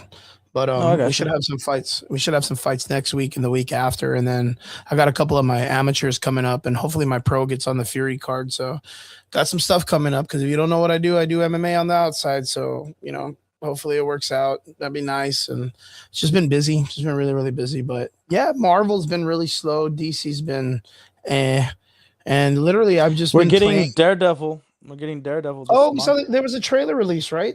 Or some shit. Yeah, a teaser. Whoa. And all right. And I'll the give Defenders Disney are coming credit. back, right? Yeah, well, sort of. Yeah. I think the actor for Luke Cage said that he's still in talks. I don't know. I hope he But, comes back. That guy was the best one. Yeah, I thought he was solid. Yeah, I thought he did. I just hope they recast the Iron Fist. Like I'm I sick hope of that middle they. arm I hope heroes. that they don't. Or at least beef him up. Well, not only that, I hope that he as the actor takes the responsibility to fucking Get buff. to learn some fucking martial arts, dude. Yeah. And not look like a cunt, dude, because that was the biggest thing that pissed me off is like he looks stupid as fuck when his fight scenes, and it's like, bro, like you're gonna get paid $1 million. You're one of those assholes that's like, oh, I'm a real when I act, I take it seriously. Like, and it's like, dude, well, fucking do your due diligence. Yeah, and put on Take some a freaking couple of muscle. fucking karate classes at the Boys and Girls Club for fuck's sakes, dude. Yeah, and you can even make it realistic. Just go do some Muay Thai and then mix it with a little bit of Kung Fu. Like that. Oh, just that learn- always looks just- cool. Just learn some fucking kung fu and parkour and no Muay Thai, because like then you learn to really fight, and you can't apply that in real life, like in film. It No, doesn't but look right. but having it slightly more realistic. Like for instance, John Wick, the last one did a really good job at implementing jujitsu with Kung Fu with Aikido. It was really good. I guarantee the stunt guy isn't a Muay Thai guy or a Brazilian Jiu-Jitsu guy. I guarantee they're a stunt coordinator who used to do Kung Fu and wire harnessing work, and then like knows about those sports and then has to implement it into film. Like I guarantee they're not a Brazilian Jiu-Jitsu black belt. Like I guarantee that. I guarantee you, but Keanu Reeves, like it was obvious, like he trains. It was obvious jiu-jitsu, and he trained specifically so that I think he's at the level. get a blue belt. I think And then I think he trained specifically to get a blue belt so that he could do those scenes. I think there's like a certain, I forgot the name of it, but I think it's like level 22 or stage 22 movie stunt Something team like level. that. Yeah, there's a stunt team that Keanu Reeves goes and trains with, and it's something like that. And they're really big on like practicing a bunch of different like martial arts, but like they're really solid at just their initial work. Yeah, if that makes sense. So yeah, I think, and it's not like these motherfuckers can't pay for it. That's what pisses me off. The thing is, like, he's in line with Charlie Cox, Daredevil. Like, why don't you just go literally across the street and in the same studio and be like, hey, can I use a Daredevil coordinator so that I can learn some bullcrap? Like, that's all he's got to do. And I give Disney credit for this. They never copyright when you react to their trailers. They never do it. Do you want to pull it up, the teaser? I don't think it's going to be good for Daredevil. Yeah. Let me fucking. All right, we're gonna take a chance, right? Is there a teaser? All right, guys. Well, if it ends up fucking kicking us off, we fucking did it for the biscuit, dude. All right. Yeah, Daredevil trailer. Is it Born Again or Born Again, unfortunately. Born Again? Yeah. Again. Born Again and again. All right. So, boys, I'm gonna put this up, and ladies, if you're out there, I don't want to just, But if we get Probably fucking, not, dude. This is a sausage fest, dude. if we get fucking booted, if we get banned by Disney for fucking playing this, We'll be fine. We'll be fine. then I won't even fucking care to watch this show. Fuck them, dude. Like, I'm not like, gonna watch it. Like I you already are- was disappointed with the first one. You're gonna watch it, Relic. No. You're gonna be there, Nope. sitting at the CVT. What's it? CVT TV? Like Well, you're like- 13 again. No. If I'm starting to make money on YouTube, I might watch it. I mean, Maybe. I didn't watch the last Daredevil fucking thing because they killed Froggy in the first episode, and I was like, "The fuck is this, dude?" And then Bullseye falls off the top of like an 8-story building, and then continues to survive. And I was like, "Bro, I can't. This doesn't make any sense." But the Yeah. Punisher was in it, and I saw that episode just because he's in it. Let's check this bitch out. I think they show most of the vendors, right? Oh, there she is, Jessica Yeah. Jones. Jessica Jones. Can you stop him? I got the double D. I don't know. Really garbage So music. What's next? Hey, Swordmaster, isn't he from the what TV show is he in? Kamala Collins. Well, that one? No, he, That's no. Swordmaster. Let me see. Dude, with Marvel. all the bull crap we've gotten from Okay, no, from Marvel. Swordsman. Yeah, swords. Man, I think Hawkeye show. Yeah, he was in the Hawkeye show. Jacques Dick Quins, whatever. Jack Dickface. Yeah, but that's We're gonna take this city so that back. brings him close to Kate Bishop, right? Bullseye. Dude, F. Kate Bishop. You didn't like Should Kate be Bishop? tons She's so of fun. cool. Man, I hate the music. And Bullseye here's is a this? Oh, I like perfect that holster though. Yeah, well, here's a perfect example of a trailer having a tone and using the wrong freaking music Music? to I can't make hear the the tone music. off. You can't hear the music? No. It's freaking awful. So what's next? Is it My Chemical We're gonna Romance take or this what? city back. Oh, it's very like it's like an anime. It's got like anime pretty music. It's gay. It's just so That's what fucking it neat. is. Like, I like the black and red outfit. Can you stop him? oh yeah, I always thought season 3 of the Netflix one should have had the black outfit instead of Yo, him is going that back. who's And I know this in the guy? comics it goes back. Man, who cares? You know who that looks like? Do you remember Step by Step? That looks like Cody. Remember Sasha Mitchell? Oh yeah. It looks like Yeah, Sasha yeah. Mitchell. But there's no way, dude. Sasha Mitchell's No, like no. He's dead. 48 years old. This literally looks like him as a kid, dude. Yeah. That's that crazy. that guy's I'm gonna have to a look who that relic. is. But like, so did they kill Froggy so they can bring this chick back? Look, Catherine. I'm sick of seeing Matt Murdock and Catherine as a freaking couple. He's obviously obsessed with Elektra. They're not bringing Elektra back for some damn reason. The actress. but she sucks. Catherine, I think they're turning Catherine into a girl boss, and she's a great actor. I liked her, but in the comics, like she sells Daredevil's identity to that who it Kingpin is? and then overdoses on heroin. So he sells the identity for drugs. And at the time, I believe Daredevil was dating Black Widow. Like there's so many rich comics, and this just looks awful, dude. What's Like, up, the Brian? black Brian's in the suit- comment the- section. Black suit looks great. Black suit looks Yeah, it looks cool. phenomenal. Yeah. There's like a higher level that we're gonna hold this show to be like the one that they Because did of on Netflix. right? Netflix Yeah. did such Okay, a freaking I'm just good making job. sure that that's what we're doing. Well, like I Born just- Again, the first season was terrible. They cucked Wasn't Matt good. Murdock, made him do the Walk of Exactly. Shame in She-Hulk. That was freaking awful. Not alone. It's crazy because I heard someone like in an interview about this show talking about like, yeah, we're gonna get the iconic hallway scene, and I'm like, bro, stop. We did it once. Like, I don't need it every fucking Yeah. series to do like 12 episodes of there being a hallway scene. Like, give me something else. Like, give me something like, I don't know. Well, I like, also like they're already changing a lot of the characters. So like what's I just said her name. What the freak is her name? Catherine. Catherine, whatever. Or Karen. Catherine. What the hell? Karen.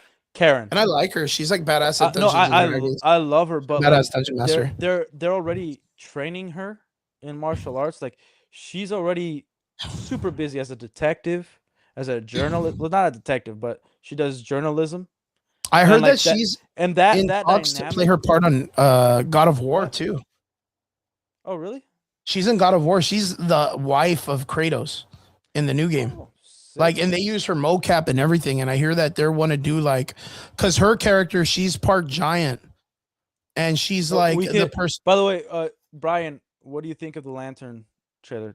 Oh yeah, just- what I do you just think of the wanna know. Lantern show, bro? Uh, What do you think of the trailer? And tell me how much you hate it.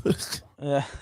No, but the Karen Page, like she was her own character. She was solid. And if you saw the trailer before this one, the like 1 minute or 2 minute one, like Matt Murdock is training her. And my worry, well, I'm not even worried no more. I'm done with this show. But my original worry was that she's gonna be another girl boss, and they're Yeah, of gonna course she is. diminish her character.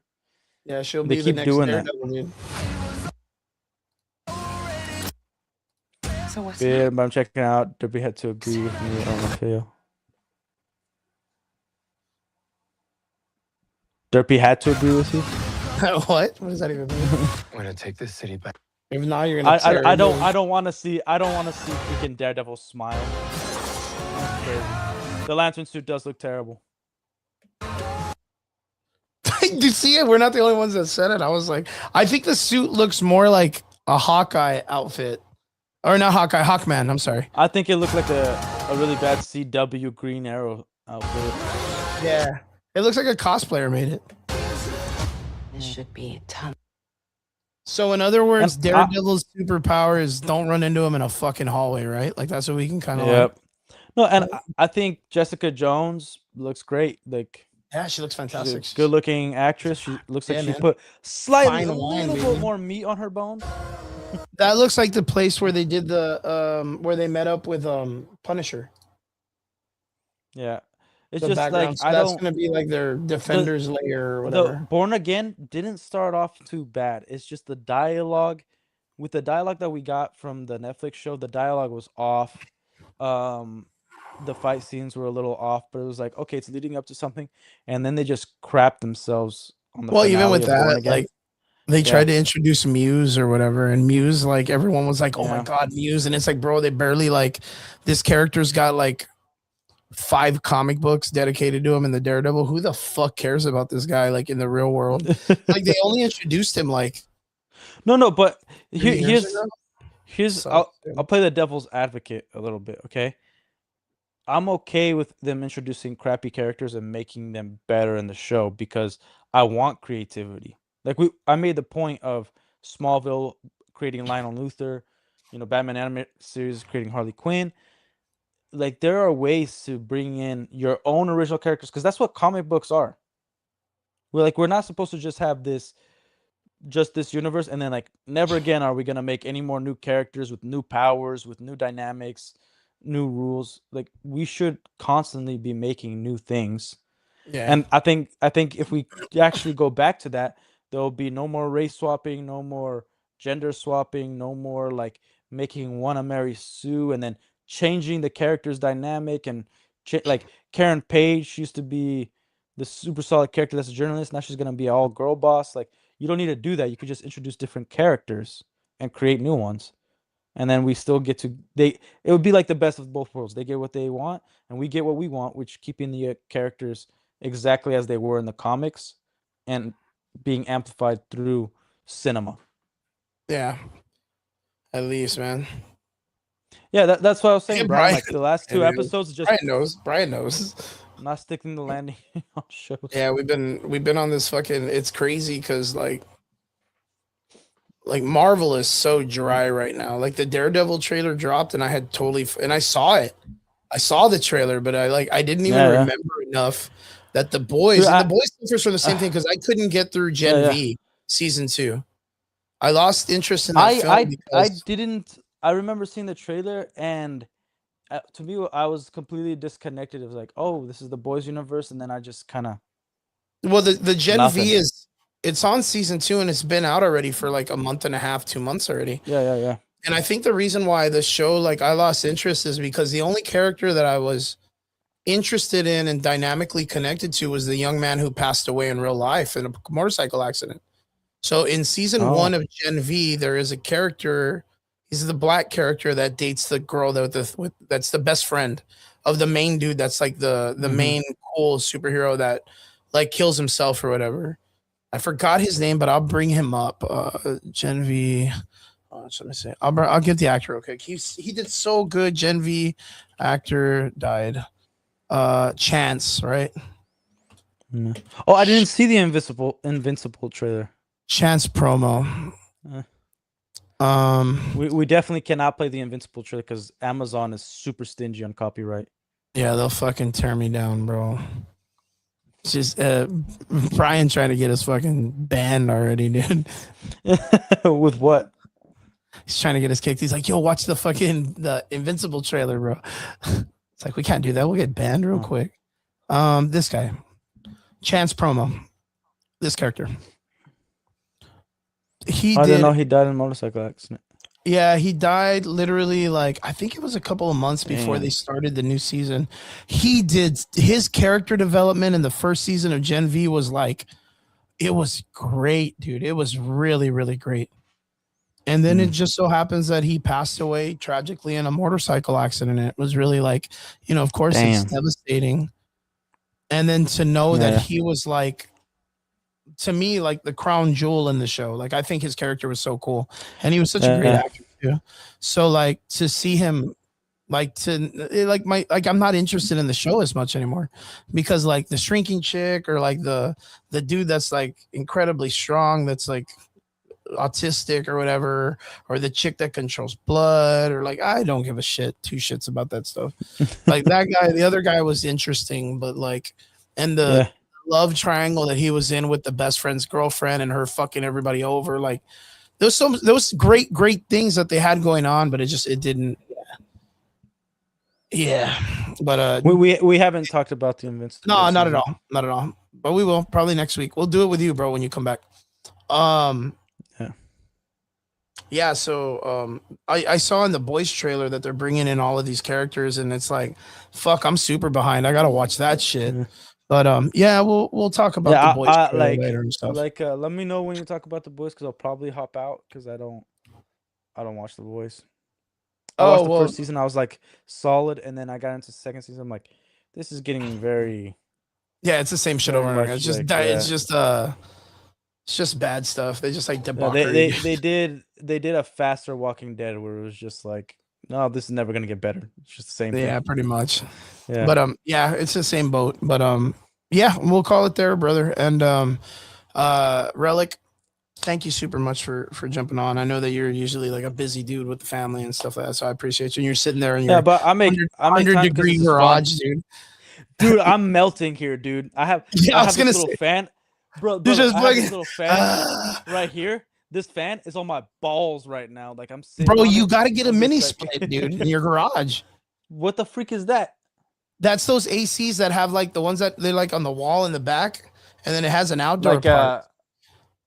oh, It's like an indoor outdoor, but it's built into the wall. You get a mini split, they're like $200-300, and then that'll wait, send me fucking $300 and I'll buy one. yo. You're like yo, fucking Facebook Market, baby. Get that shit for 100. Yeah, you should look into getting a mini split, dude. So that way you, since you have your studio in your garage, like that shit'll cool your whole garage down. Dude, because I'm dying here. Luckily, like yeah. actually, it might be good because I have a bunch of Lego sets that are still in the box in here.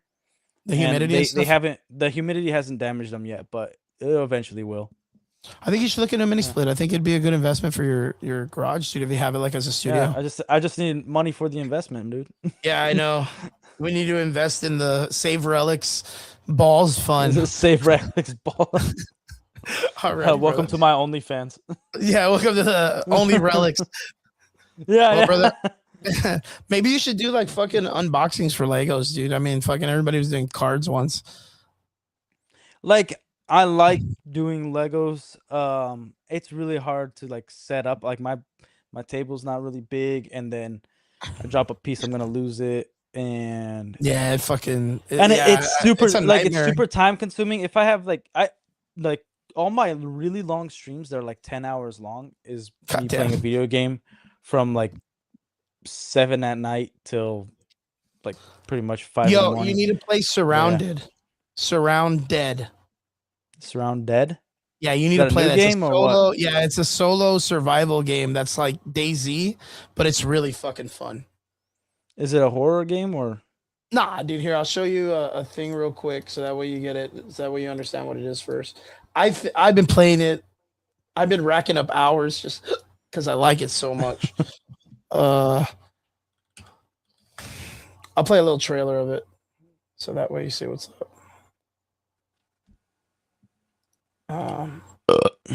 Oh. So let me see. Excuse me. Game trailer. This one. You don't feel like Not getting this up, one. going out, Nice, going nice. It's the Fat dude. fucking soap guy, man dude. anymore. Survivor. So it's very I like think low I've- poly, No, I like it though. I like these weird games. bro, but it's so fucking fun. Is it online or like there's No. a story and everything? You solo play. They're making a multiplayer one called Never Alone. And but this is all by yourself, and there's objectives, and you just survive. That's all it is. It's like DayZ. And there's a little bit of base building. It's not overcomplicated. The electricity isn't overcomplicated. It's simple. Food and all that stuff. It's just fun. It gets it. There's a part of it that it just understands what a horror game should be about. It looks a little It looks- wonky because of the low poly, but man, it is. No, I like it. It looks like they kind of took a lot of inspiration from Fallout 4, like in terms of like the setup and building and stuff. There is some like like Easter eggs kind of stuff going on, which is like you can see where like the guy's clothes, he looks like Negan. Okay. But like they do it on purpose to kind of like offer the opportunity for it to be like, oh, you want to look like Shaun of the Dead? You want to look like this? We can have that. But it's not like sick. one for one. But it's such a good game, dude. Mhm. Such a good game. I gotta be careful because I get obsessive, dude. It's also Bro, why I'm, like, I heavily mean, autistic. again, it's better to get obsessed, I think, with like solo play games than like multiplayer Well, like, games. Well, like that's why I get like heavily autistic when it comes to like movie reviews. I'm like, this is how this doesn't make sense because this is an implication of this, this, and this, and this. Yeah, yeah. And I really dissect everything, and I'll ruin my life over a video game, man. So that's Bro, why I like play very, very This little bit. game is worth it. I've been every weekend. I've only had this game for 2 weekends, and I've been busy, and I've dropped 60 hours in it in the last like 2 or 3 days. Damn. Yeah, so and I only play Helldivers. Like I don't play anything else. Like I'm super addicted to Helldivers and Warhammer. And Warhammer, I don't have as much time as I do. Yeah, Helldivers. Warhammer, you need a ton of money and No, for the video and game, a you ton don't. of time. No, for the video game. I there's thought much, you were yeah. talking about like the. No, I'm tabletop. talking Space Marines too, like PC. I'm a big I gamer. still want guy, to but play. I want to play that game. I really It's want to play great. that game.